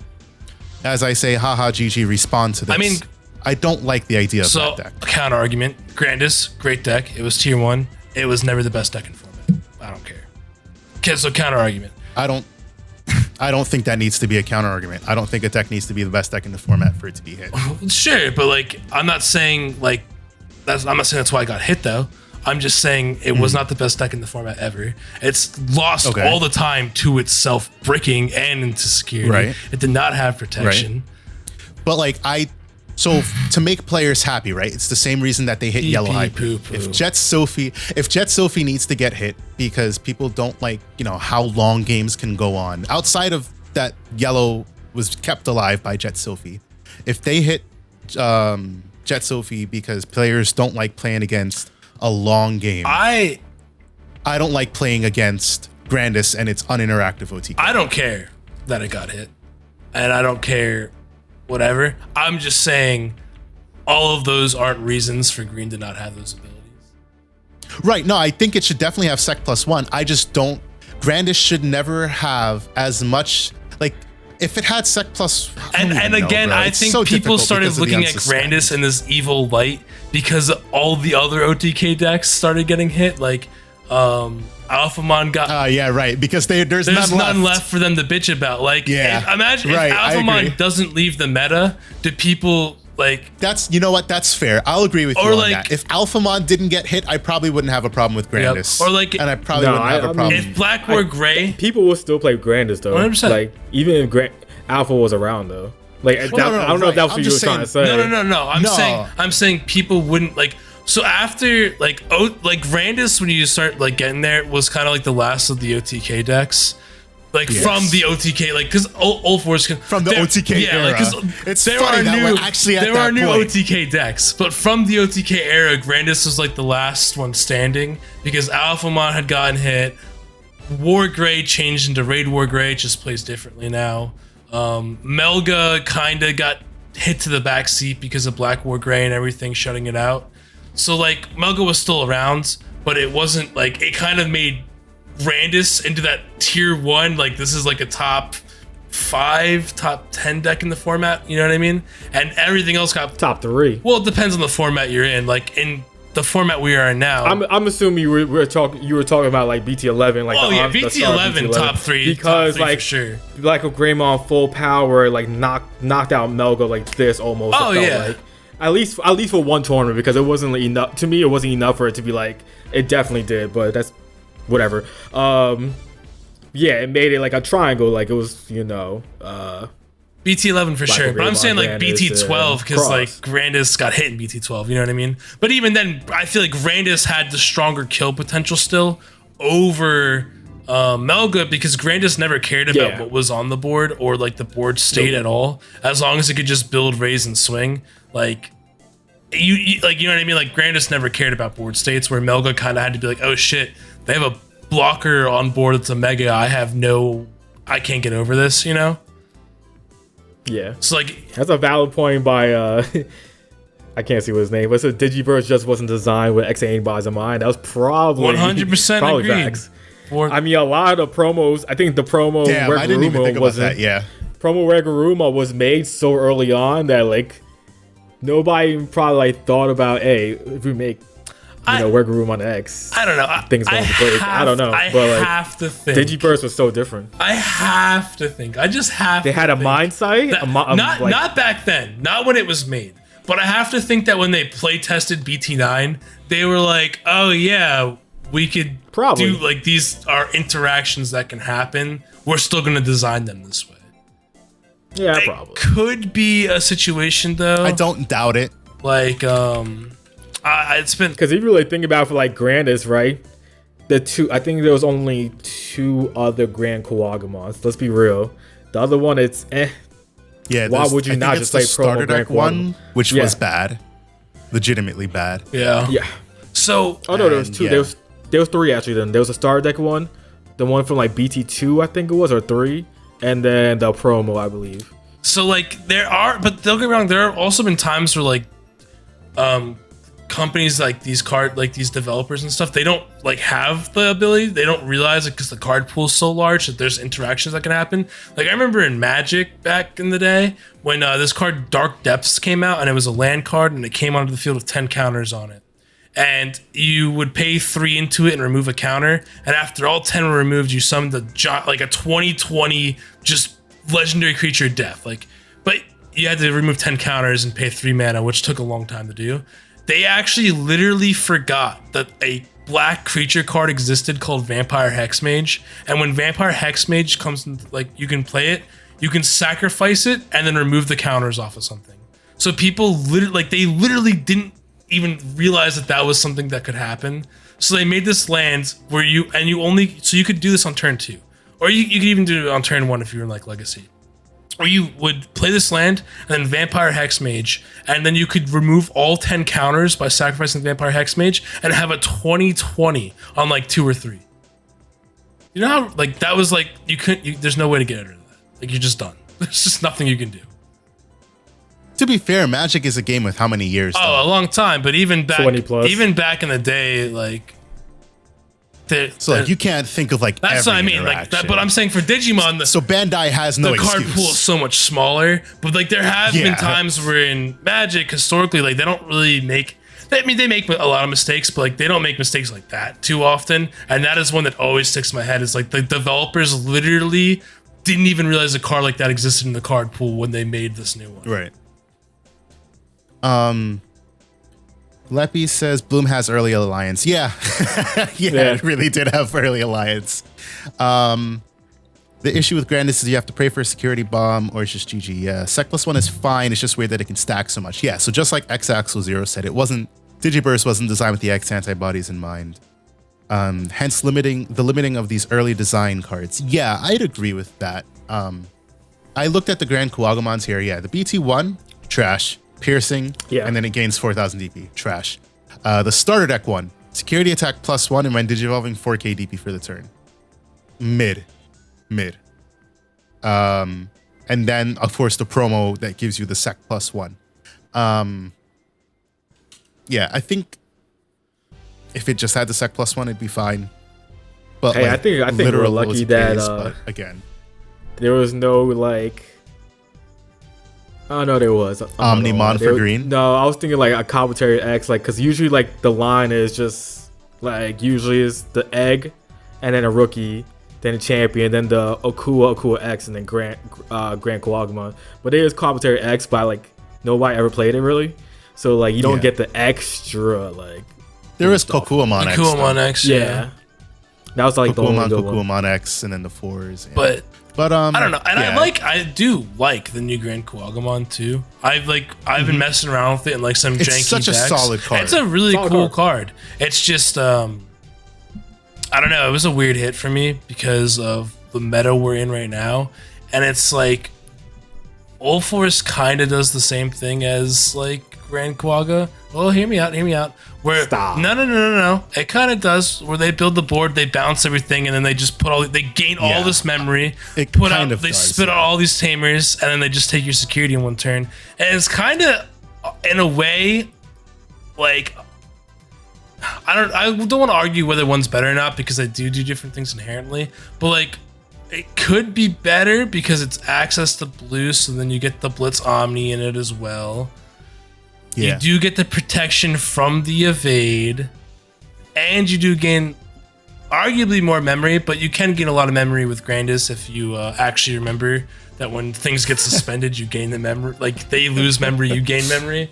But a lot of people misplay that shit all the time. It happened against Varney in the regionals. That dude misplayed the shit out of which doesn't discredit my win. And it's not my fault he forgot his effects. And I'm not responsible for remembering that he has effects active. Well, bro, if he didn't remind me, that's not my problem. To be fair, he probably didn't even fucking say that shit out loud. So probably. I mean, people like, well, a lot of times when I forget effects, it's because I didn't like verbally say something out loud.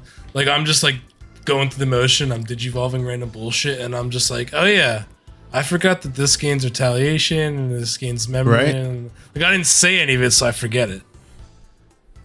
Side note, that's why I hate players who are those like solitaire type silent players. They don't say anything and they expect like, you to like.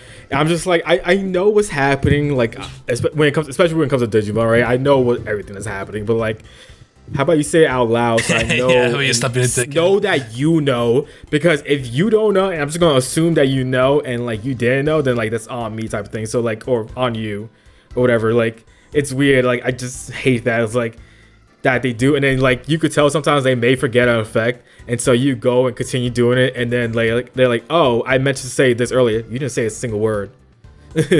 Like, I don't know, it's weird.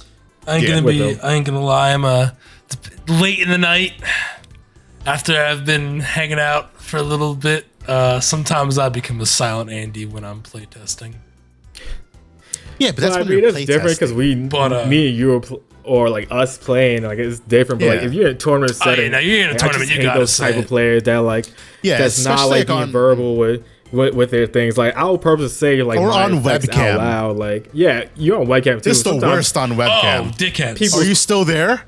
People's cams are like 240p, and they expect you. And I'm like, I have no idea what you're dropping. Can you at least say what's happening so I know and follow the words you're saying? You're like, I can see the colors and it's red, so I'm just gonna assume it's war gray. Yeah, exactly, right? Like, it's terrible. So we've talked about Blossomon, a rightful hit. For anybody who thinks Blossomon didn't need to be hit because Bloom wasn't tier 1, you're done. Facts, Leppy, facts. Bro, in tournament setting, I get What are you doing? What are you doing over there? They're playing with themselves, bro.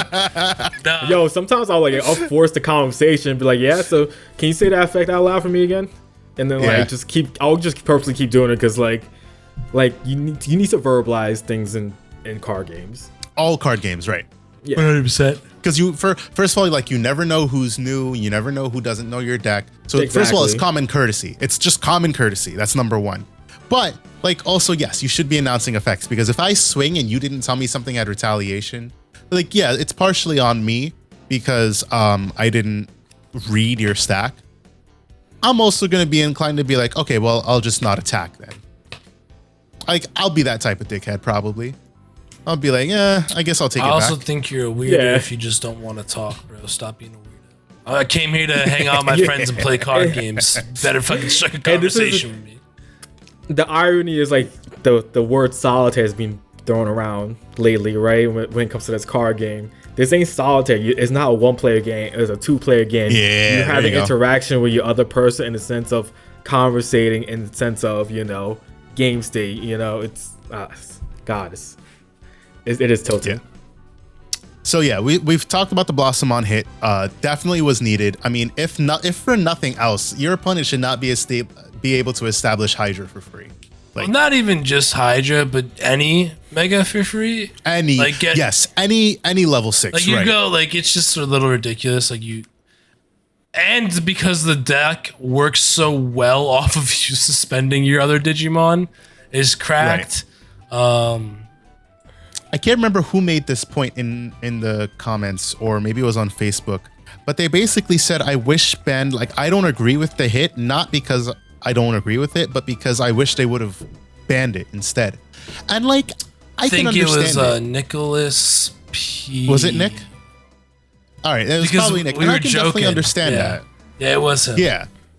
And I can definitely understand that because it is aggravating either for your opponent to see the one of like, I'm not gonna lie, like when I play against War Greymon and I see Greymon X every time, then I'm like, oh, of course, you see the Greymon X into the Metal Greymon for 1 into the Raid War Grey. Like, I don't care. Nothing is more infuriating when they say HPD. Nothing's more infuriating. All the one-ups, all the one-ups. I wouldn't even care when I play Melga again.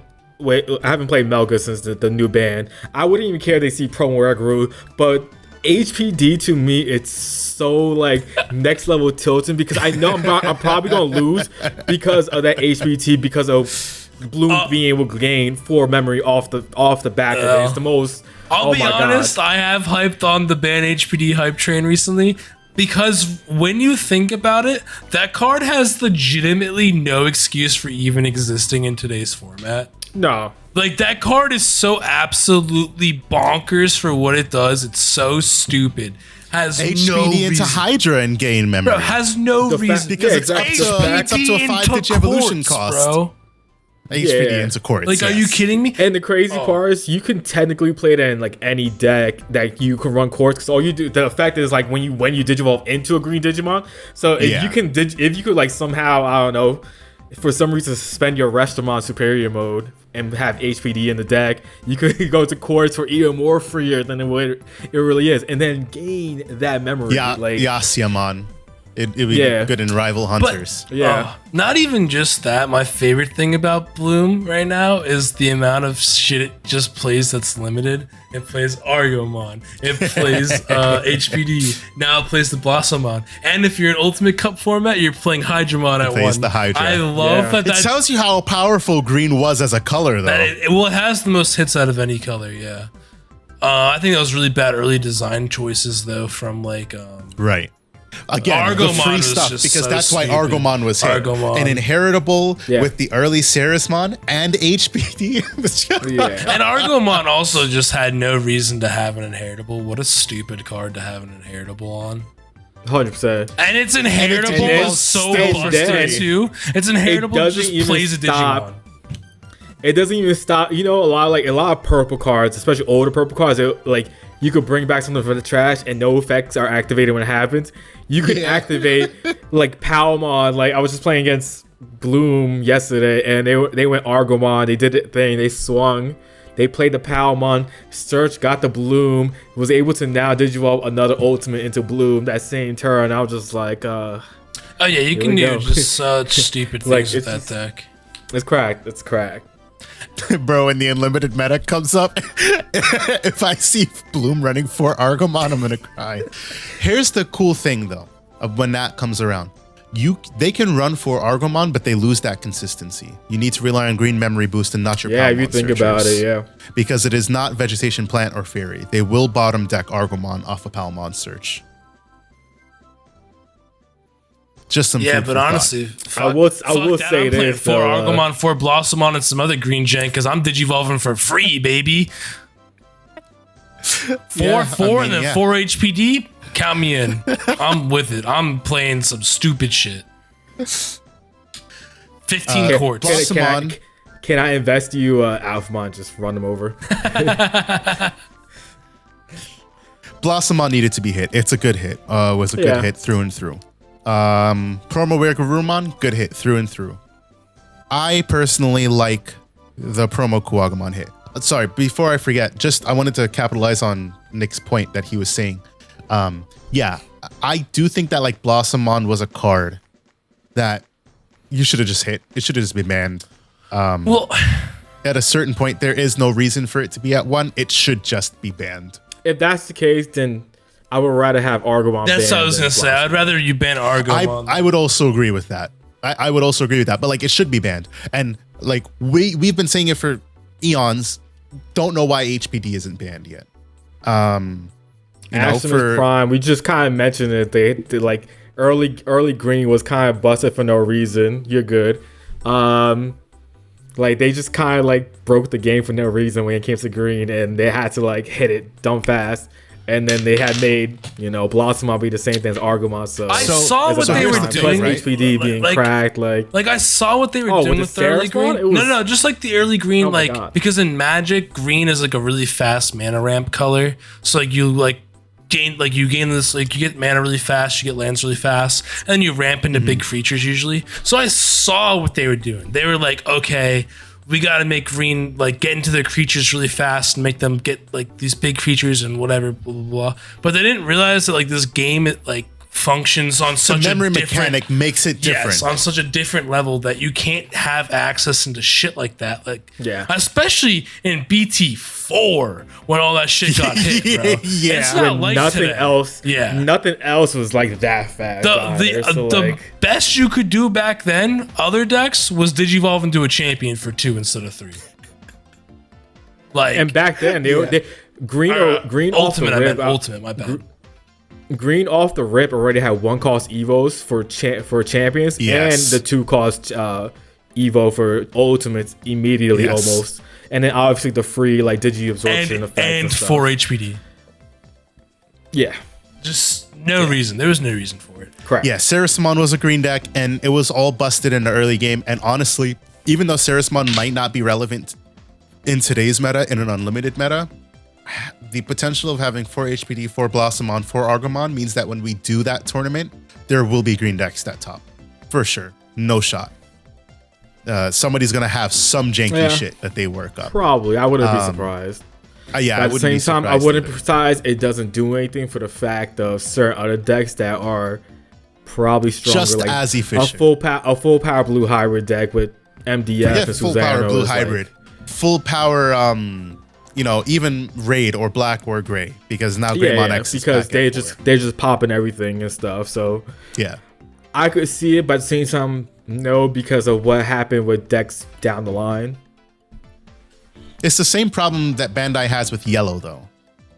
We haven't had. They gave us Venusmon, and Venusmon wasn't anything, honestly. It was really good because of yellow hybrid. They haven't given us shit for yellow that's good until now what looks to be BT14. Hey, BT14. Shine Greymon counts as a yellow deck. And also, y'all did it to yourselves with your security control bullshit. Maybe Bandai would have been like, oh, we should really start supporting like yellow. Except y'all just kept your colors relevant by adding a bunch of bullshit to them every single fucking year. You were like, oh, a new format came out. Let me add this yellow option for no reason with my six Digimon in my entire deck. I feel nothing for yellow. I already spoke about my hate for modern tax control. I feel nothing for yellow players at the moment. I don't feel anything for SecCon players. I feel bad for yellow because I've actually enjoyed a decent amount of yellow decks in the past. Like I enjoy playing Lord Nightmon. I played yellow based Mastamon, like old school Mastamon, not a DNA Mastamon. I mean, I love Mastamon. I also played DNA Masty, but I played a decent amount of yellow decks, a variety of them. Not like I played what was a Lockmon hybrid. That was it. But like in general, like we could still have Lord Nightmare decks if they decide to support it. You know what I'm saying? That whole deck right there, that whole deck doesn't need like Lord Nightmare doesn't need hybrids at all. We don't even need a new level 6. You could. We just need like a Lord. You mentioned before Yellow War Greymon. You can make another yellow Greymon line for that. They made yellow War Growlmon. There is a yellow Growlmon around. I mean, orange is technically orange, but like it's around. We can have these other type of decks, and it wouldn't feel so bad. There's what else? And then every other yellow card, it feels like it comes out or like so like that like you don't even want to make a deck. Like they made the yellow cards for hunters, and if you don't even want to play them because they're like at times. Hey, you gotta play. Like, you gotta play at least 2 of the pencil guys, Ikaimons or whatever. You don't even have to, honestly. No, you don't have to. But I don't know. Yeah, yellow is gonna be in such a weird state that if it's not mixed, it doesn't do anything right now. I don't know. I think I think that yellow War Gray would be really cool for yellow deck. Because I just reread. Sorry, good. Go ahead. No, I was thinking like the deck, the Armadillo, like the Armadillo Mon Rush deck that I had. Mm-hmm. That was a mixed color yellow deck. Like I said, anything that was yellow that was decent, that's been decent since like BT7 Sukumon, but that's black base that just so happened to be yellow. You know what I'm saying? Like it's really black and yellow. Like anything that's yellow currently for like, since what dual colors came out? BT8 or 7? BT8. BT8 was dual right? colors. BT8, that was Imperial, BT8, baby. Anything that's yellow and that's good, it's a mixed color deck. I don't know why that's turned out that way. It just is what it is at this point until maybe BT14 with the Angemon support. BT13 kinda is okay with the is it Kazuchi Mon? What do they get? They get the it could be Kazuchi. They get that weird mechanic where Pulsemon? A new Pulsemon? Where whenever the barrier, Kintaurus, yeah, barrier and Kintaurus.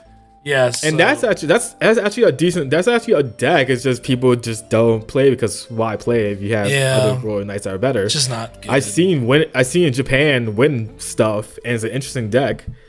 And again, Shine Gray, but it's red. I mean, but honestly, Shine Gray, I in the US, mark my words, I think that the yellow egg Shine Gray, it will be superior to the red gray Shine Gray. Whoa. I've got a spicy feeling about it. But we'll see what happens. Bro, I'm just And- I and- see X Axel Zero's comment here about Secret Rare Andremon. Yeah, that's what we mentioned earlier. Yeah. I was already I'm like excited I'm for already it. just like peeking through and like looking at this support. Like the Patamon alone is really good. I'm looking at like the option cards and everything, Yeah. and I'm like, if yellow doesn't come out of BT14 with this deck as at least a tier 1.5 deck, I'm gonna be upset. And to back up what I was saying about Yellow Egg. Yo, that's an Chandra, expensive line. If you think about it, Patamon's an SR, Angemon's a secret rare, and then Magnet Angemon is an SR also. Yeah. And then the Serafi's a rare. That's a fancy shiny line. Yeah. No one cares about them yellow core. Yo, I'm telling you, these are gonna be the way. Yeah, facts. Bro, Nobody that really- extra nobody minus does. 1K is gonna come in clutch. Mike, Yeah, you yeah, sure. shit on me for buying pre-release cards. Why do you have pre-release? Because these were like $1.30 each, and But, Mike, they're pre-release cards. because there's no foil version. Oh, And so there's no and foil it's an- version and of it's an them. egg. So when Palmon for Bloom only had the pre-release foil, you were like, "Fuck that! I'm not buying that to max rarity." Well, Bloom. what does it have now? Now it And has now an it has an event pack. So slap dick, Varney. Yeah, well, slap maybe dick, Varney. Koromon gets an event pack, and then you can. How slap much were those dick, Michael. Palmons? Don't. How ask, much were those please. I Palmons? bought them. Please. How much were those Please, let's not Palmons? regurgitate that. I gave Fuck you one or Mike. two of them. How much were those Relax. Palmons, bro? I gave you We one don't or need two to of talk them. How about much were that. they? No, you gave me the event pack. How one. much were those Palmons? I bought the pre-release ones. How much? But to your point, Dan, No. How much did you spend To your compared point, to my Dan. $1.30 purchase of these pre-release Koromons? What did you spend? Nah, your you spent point, money Dan, on those pre-release. Hell yeah, he it's did. not going to be that expensive because when you think about like the SRs are only like $3 to $5. No, I said I it's a shiny line. Oh yeah, it is a. I shiny didn't say it line. was expensive.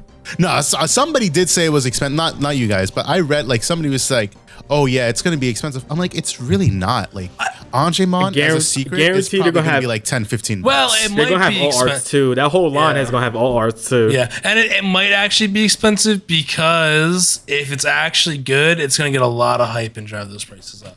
Because this is the first like pure yellow deck we've had in a hot minute. Yeah. Hot minute.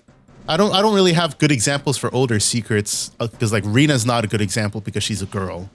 What? Wait. Wait, what are you talking What does about? that even mean? Like What? because like even when Ulforce wasn't the best deck, even when it was just like we can play this deck, she was still fucking like $50-$60. To be fair, that's the first. what's your point, That's though? the first I don't secret that understand we've what's the needed point a from- 4 of though. No, What we've I'm never s- needed what a I was 4 of saying secret is- before.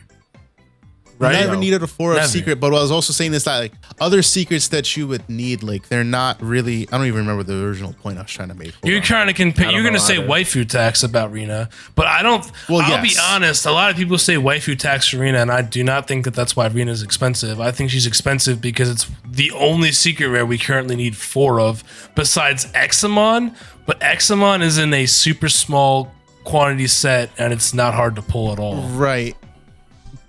And it's slowly I think that was dropping. going to be my other point. I think Rena was. What was the other secret with Rena? Galacticmon that you Galacticmon. need a 4 of. Yeah, Yeah, I you need a 4 of definitely think Galacticmon, but that Rena- deck sucks. I mean, I play that think deck. Rena It's was cool, harder to pull. but But Galacticmon Same. is also, whether it sucks or not, it's still a decent deck. yeah, but it's not even it's on like the tier it's not even- 2. tier 2. But it's a 4 of card that Yeah, you but it's need, not even and on the that's same what, like, level as $10 Rena. bucks? It's not even on the same. Right. You can't even Oh, compare. no, we're the not. two. We're not comparing it to Rena. Right. We're not comparing it to Rena. But yeah, I don't it's think cheap. it'll be. I mean, we'll see what happens when it comes I'm out. trying to think if there are any other secret rares that we needed 4 of when they were. No, never needed 4 of. Red Hybrid. The fucking Susano? No, not Susano. Ancient Greymon was a secret rare you needed 4 of, and I the forgot. early I forgot that iteration. Oh, yeah. Ancient Greymon was a secret That's rare. true. But that card was was expensive though back in BT4. Yeah. Now that could have been because of supply issues, but that was an expensive secret rare when you had to play 4 of it. That was like a $40 card. Bro, remember when Ancient Garurumon was like $50? Yeah. I still regret not selling mine. That's what I'm saying. Like those were expensive cards. I mean, the Ancient Guru was also, I think, you had to play a 4 of in that. Yeah, day too. and they were expensive as shit. Yeah. I mean, Yellow Lucamon was expensive though, so that's probably not good to go off because now it's very cheap. But I mean, I'm trying to think if there's anything else that I'm missing. Back in the day, Zort Defeat with decks that were playing 4 of it, that card was $75, $80. The alt art, that was not. So I don't. Nah, forget even just the that's regular. What I mean. So I can't really say like Rena's such an expensive card because of the waifu tax. I really think it's just because you need 4 to play the deck.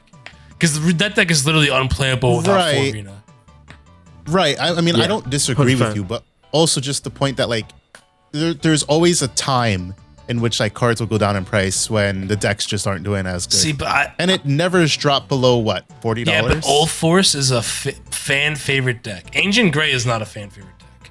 Zord Defeat, like Omnimon's fan favorite, but that variation's not fan favorite. You know what I mean? Like so, like Old Force, like that is a Royal Knight Digimon. You know what I mean? Like that is fucking up here for as favorite as favoritism can go. It's always going to get support. It's always going to be relevant at some point, especially now that it's good.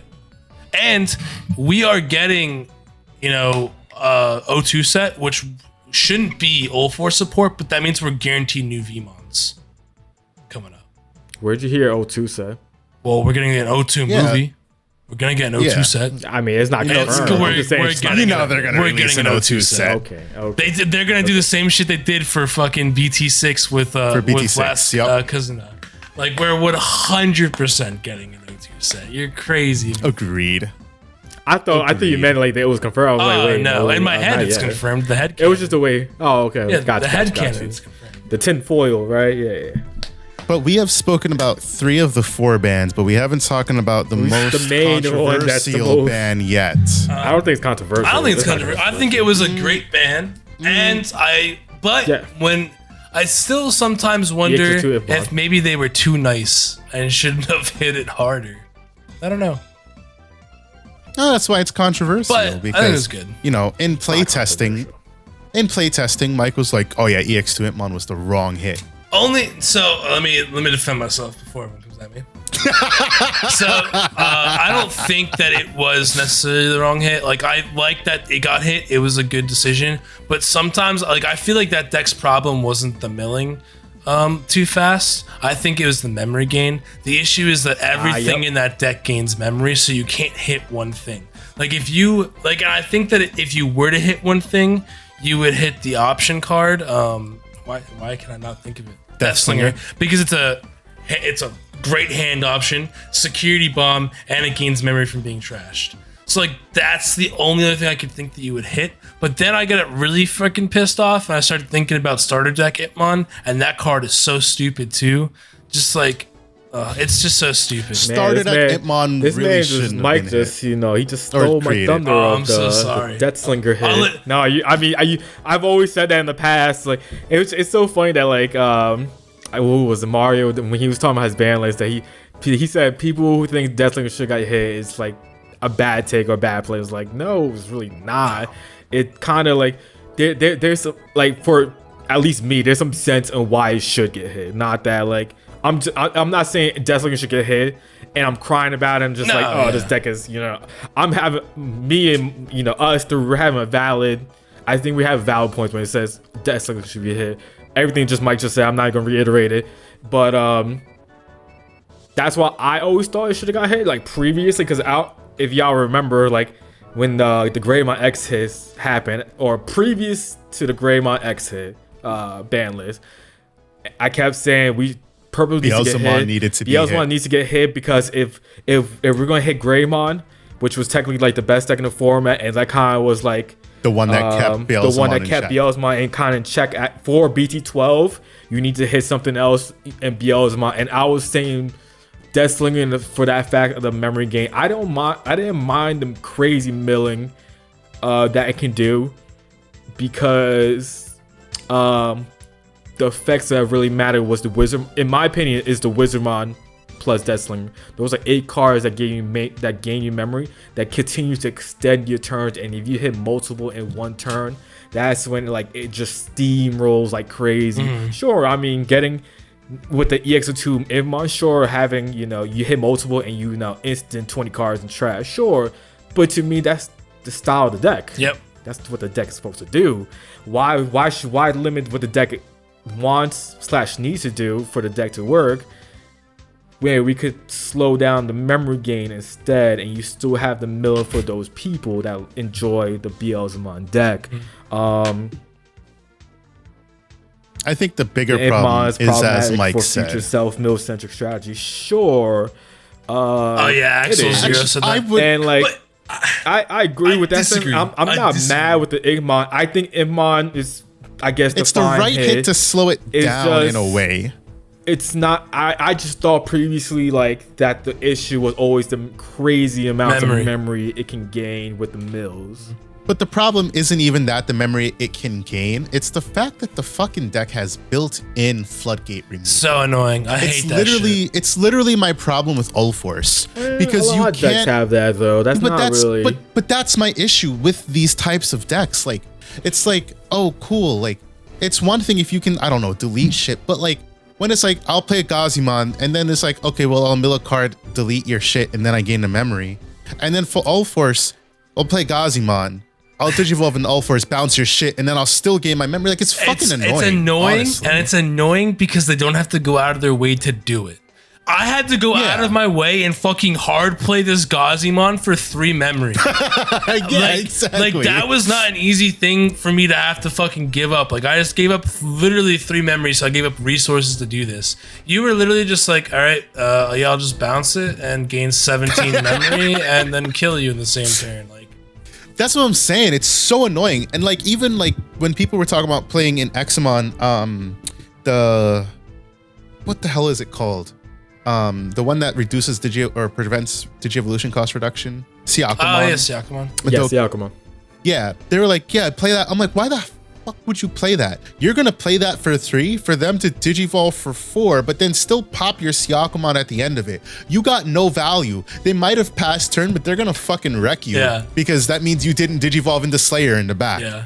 Like, it makes no sense. No, I get it completely. So like, the fact that like it's any deck, like that's my bigger issue. So it's not even just Beelzemon, it's any deck that can out their floodgates. Because like, for example, with Merva Minerva, if you drop, whether it's Gazi or the effect, the play Digimon by effect floodgate, or even the play cost reducing one, like you're like, oh, I guess I can't do anything about that because I have to like Death Slinger it or what's it called, Death Claw. And I'm like, like you have to spend some cost to get rid of those floodgates. But the decks that have their built-in removal for these floodgates, or my problem with Grandis, I think about something like Craniumon. I'm like, cool, I'll put a Craniumon, it's a big thing, can't be deleted, blocker. Grandis fucking marks it at what, like 18k it can max out at, 18k DP. Like, there's nothing that can stand in Grandis's way. And just don't play a bad card. I mean, like, I don't know what Craniumon has I got everything else prior, but like, what? The Craniumon thing was random. And also, it's just Grandis gets rid of anything. It doesn't matter what you are. Exactly, it gets rid of not anything. True. But that's the point of the deck. BT6, when I was playing Black Red Royal Knight Security Control, Black Red Yellow Royal Knight Security Control, my Craniumon got to 22k on an opponent's turn. That is... Yes, sir. I remember. True. You did. I remember. You gave Omari PTSD. Omari tried to swing into that Craniumon with his Jessamon, which was at like 17k or something, which was wild for back in BT6. And I said, yeah, this guy's at 22k. And he was like, what the fuck? I remember that day like it was yesterday. Yes, sir. It was so funny. Because then the worst part, it happened to me like literally the next round after that. It wasn't 22, but it was like 18 or 19. And I miscalculated and I was 1k off from like attacking over it. And I was like, fuck. I missed that deck so much, man. No, my you point basically is have a next. Yeah, I know. Just, I know. I'm finding my time. my point is just decks that like do what they do, but then they do it like just like a little bit too. It's frustrating. I mean, I 100% get it. It pisses me off. Like, because I just feel like there's not even a point to play those cards at all then, because they get outed so easily. And sometimes. I wish that there was something to do about it. Like there, I understand that decks need to be like, you can't just be able to play a floodgate and then you win the game because you played a level of. Agreed. Yes. I just wish that you had to go. But there should be some degree of having to game plan around a fucking floodgate, other than. Well, I'm just gonna do what I was gonna do in the first place. Like, that's just fucking stupid, bro. That agitates me to think about. I gotta say that. So my thing for EX2 Imp getting hit because it could be problematic for future self-mill centric strategies. I don't think EX2 like in a vacuum by itself. I think that that's a really cool card to be able to keep milling and stuff. Because I would love to see like a Creepymon deck which is meant to mill your opponent out or something like that. So I think that a deck that actually is just focused on milling would be awesome. The issue is that that's not what Digimon is. It's not it gave like decks like the Malo Myotosmon deck a bit back of life again because that card is a thing. Mm-hmm. Yep, but like I think it was a necessary card for exactly self-mill strategies that you can. I just think Beelzemon do a lot of abused the shit out shenanigans of with it. Right, exactly. Yeah, I mean, just Beelzemon just like, and that's it wasn't why, even like though, you can't even blame. Man, no, it's just you just have noise because it's like that's why like if you're gonna keep limiting cards to one, I would rather not see cards get limited to one, but cards get limited to one in certain decks. Like maybe Beelzemon shouldn't have access to this Impmon. Choice restrictions is what they're called in Vanguard, and that's what I've been saying for the longest time. Like for example, Savior. The original Savior Huckmon didn't actually need to be limited. It just needed to be fucking limited with that Greymon Sec +1. Because that was the problem. The fact that you raise, you're swinging Sec +2 into something with piercing because of judgment, unsuspend, swing again, and then go into Blitz Omni for game. If you didn't have the Greymon Sec +1, it doesn't fucking matter. That was what we were saying that all the way back then. It didn't matter in BT6 if you didn't have the Greymon Sec +1. I don't know. I would have to play it. I don't know. I don't think it would make Justmon like fucking absolutely broken now, but I think it would make it really good. But I'm trying to think. But no, it wouldn't if you think about it, because the Savior that we get next set is so disgustingly, stupidly fucking good with that entire line that you might not even want to play it because you could just Digivolve for free. That's kind of all the way up. We're kind of got to a point where, since we have multiple Saviors, now it's just pick and choose. Mm-hmm. How do you want to play your Justmon deck? And I don't know. That's a card that could pop off the restriction list at this point, because now we have 3 Savior Huckmons. You're not playing 12 in a deck. You're gonna be playing anywhere between 7 to 9 or something like that. Love to see them start taking cards off the list. Agreed. It's very tricky with certain cards. It is definitely tricky. Not many cards but they can pop use off, the fucking ultimate but cups something for like that. Savior Huck, I think can come off. I don't know if anything else can at the moment. But they can use the ultimate cups for that, because they've shown that they could. They're gonna do whatever bullshit rule set they're gonna do. They can easily say, okay, these cards are unlimited for this tournament. I've grown to actually like the ultimate cup ruling, and I think it's really cool if they offer an alternative format.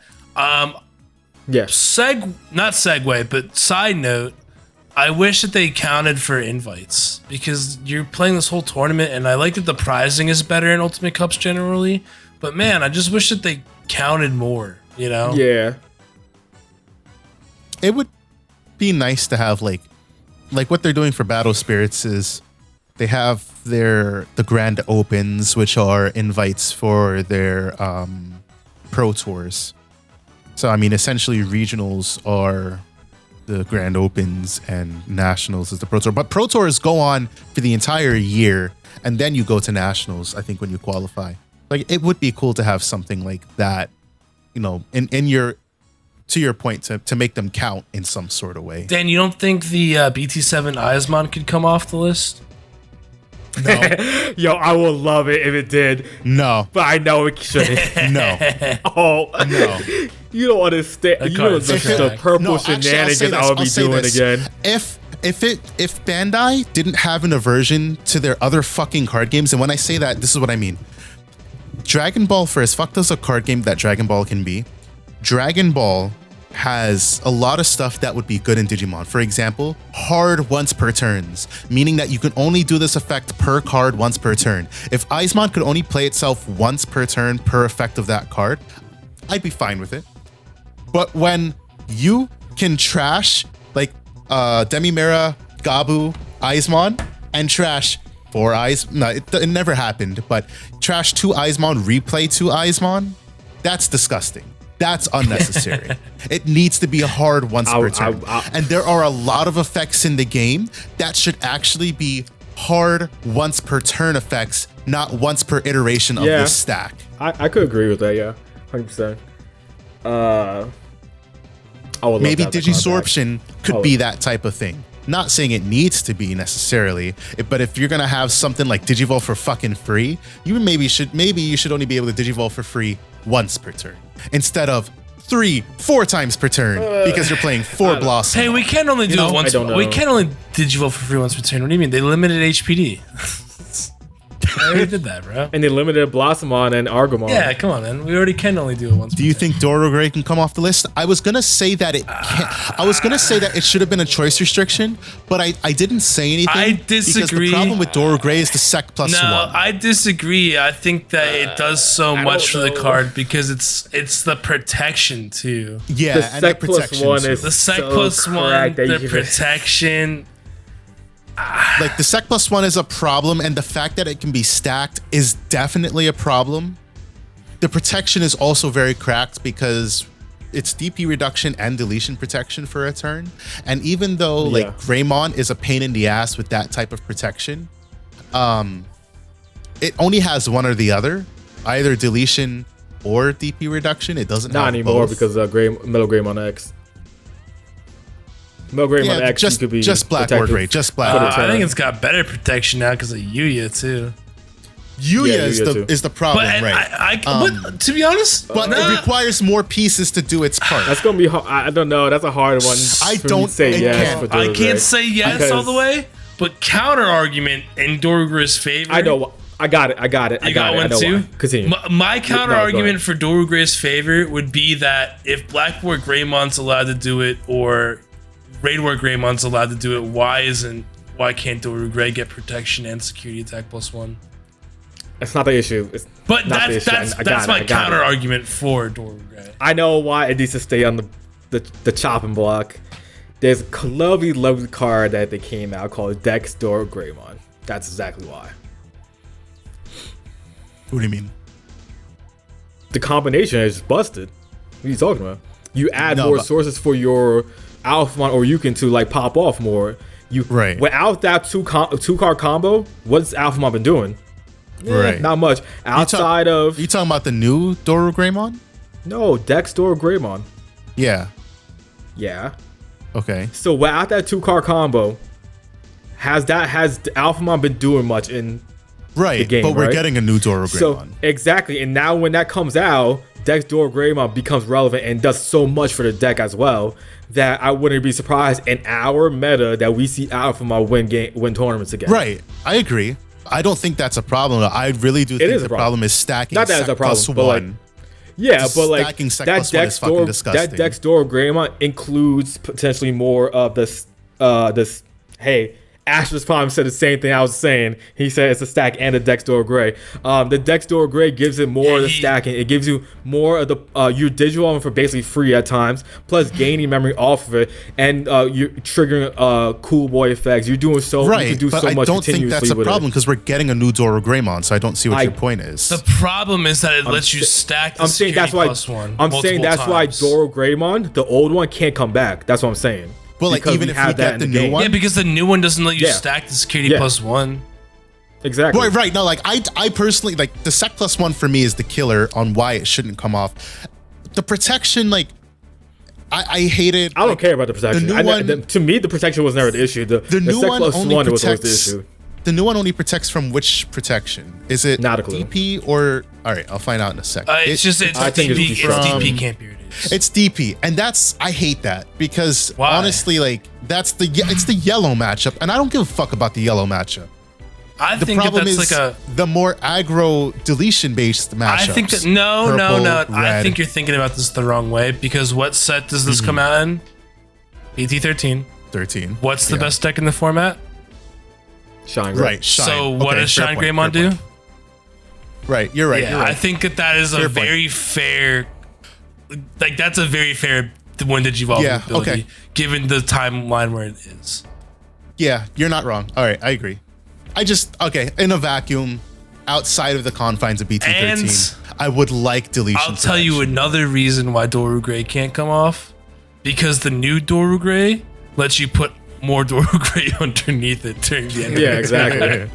Yeah. Or end of your turn. Again, at the end of the day, that's the biggest problem, stacking those Doru Grays. I think if it didn't have the Sec +1, it might have skirted the ban list. But Sec +1, because of the OTK with Alphamon and Oryukin. It's definitely cracked, yeah. Yeah, I think you're right. And like, I want to say, I'll be I want honest. to say that the restriction.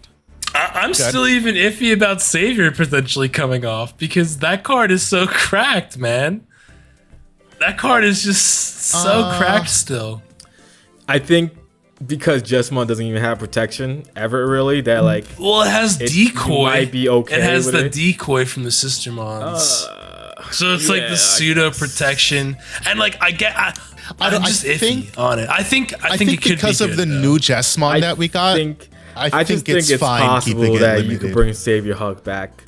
I think I don't like. Yeah. I No, like without us, I'm without us rescinding like on that a play little test, bit. without us like play testing and like playing the deck with full power Savior and having all the other Saviors to throw in. I think I don't know. Like let me put this one also- out there for yeah. you. Let me give you the counter argument. Let's hear it. No, because of Jessamon GX. Usually that's a thing, but also maybe no, because Savior is not Savior, the one that unsuspends, is not reliant on you being a Royal Knight. He's reliant on there being a Sister Mon on the field, right?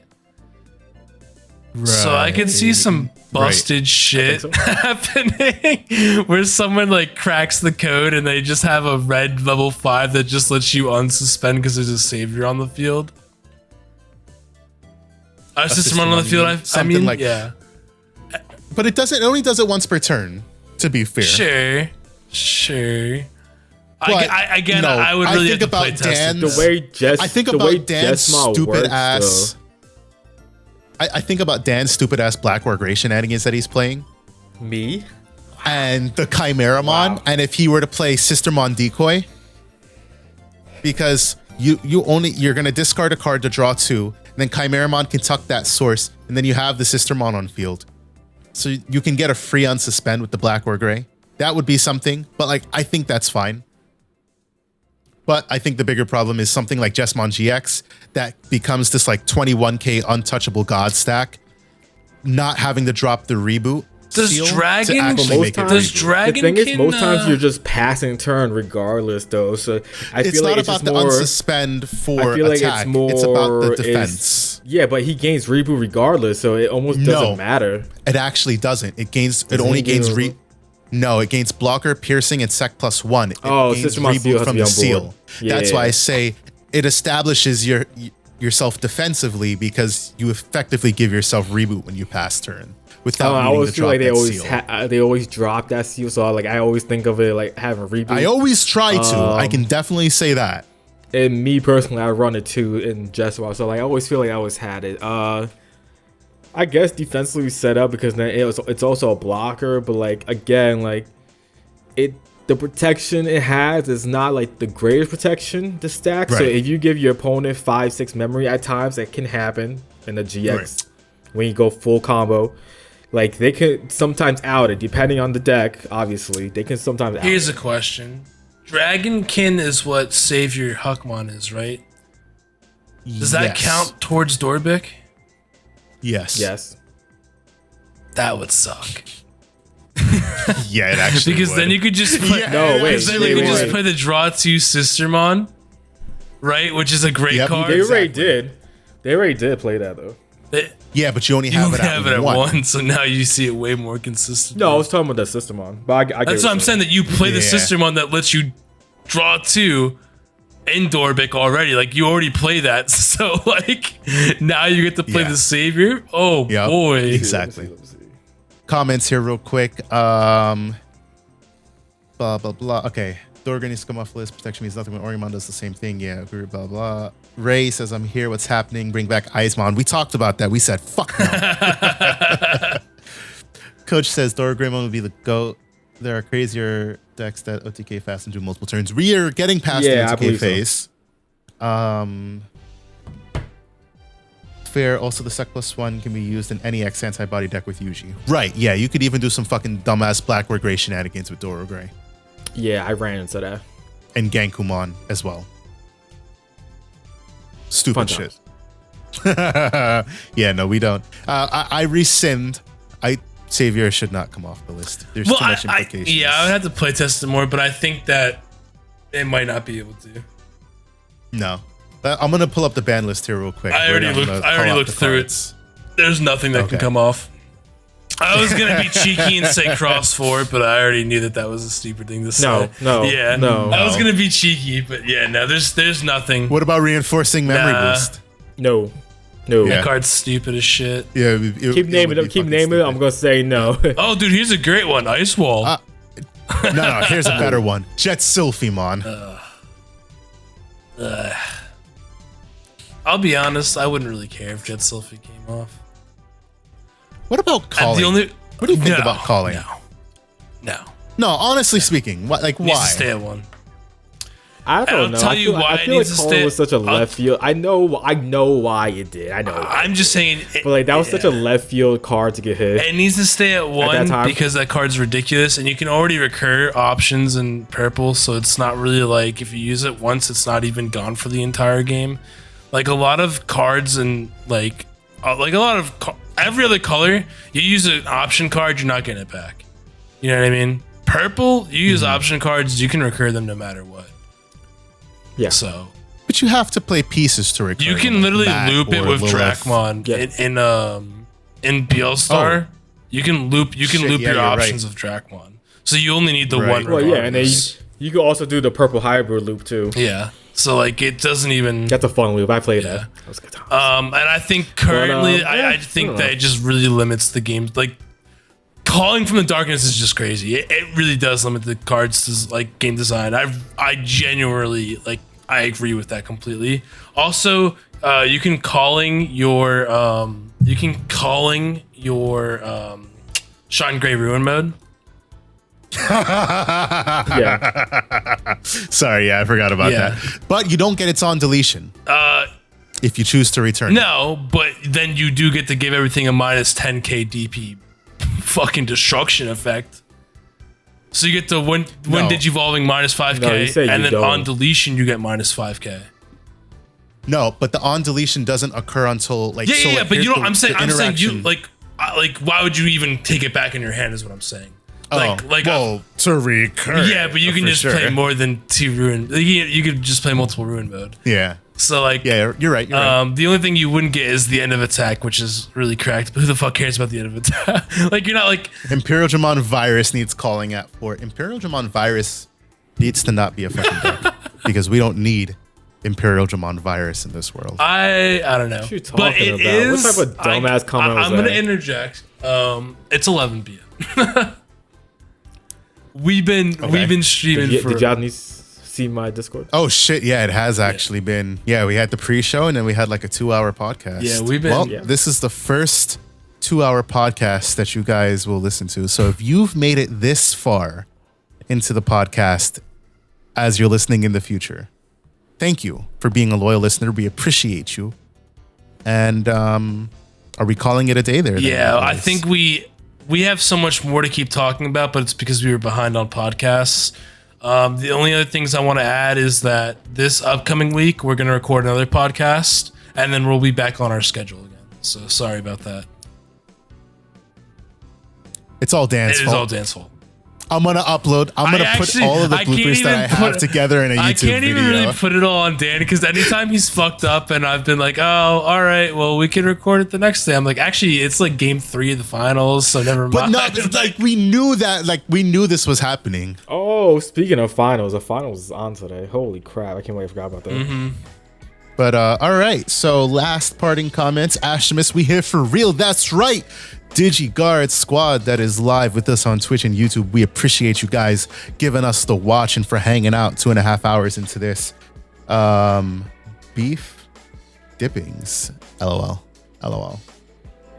So yeah, to wrap up the podcast, the Tamers Battle League coming soon to a store near you. No, it's coming on Friday.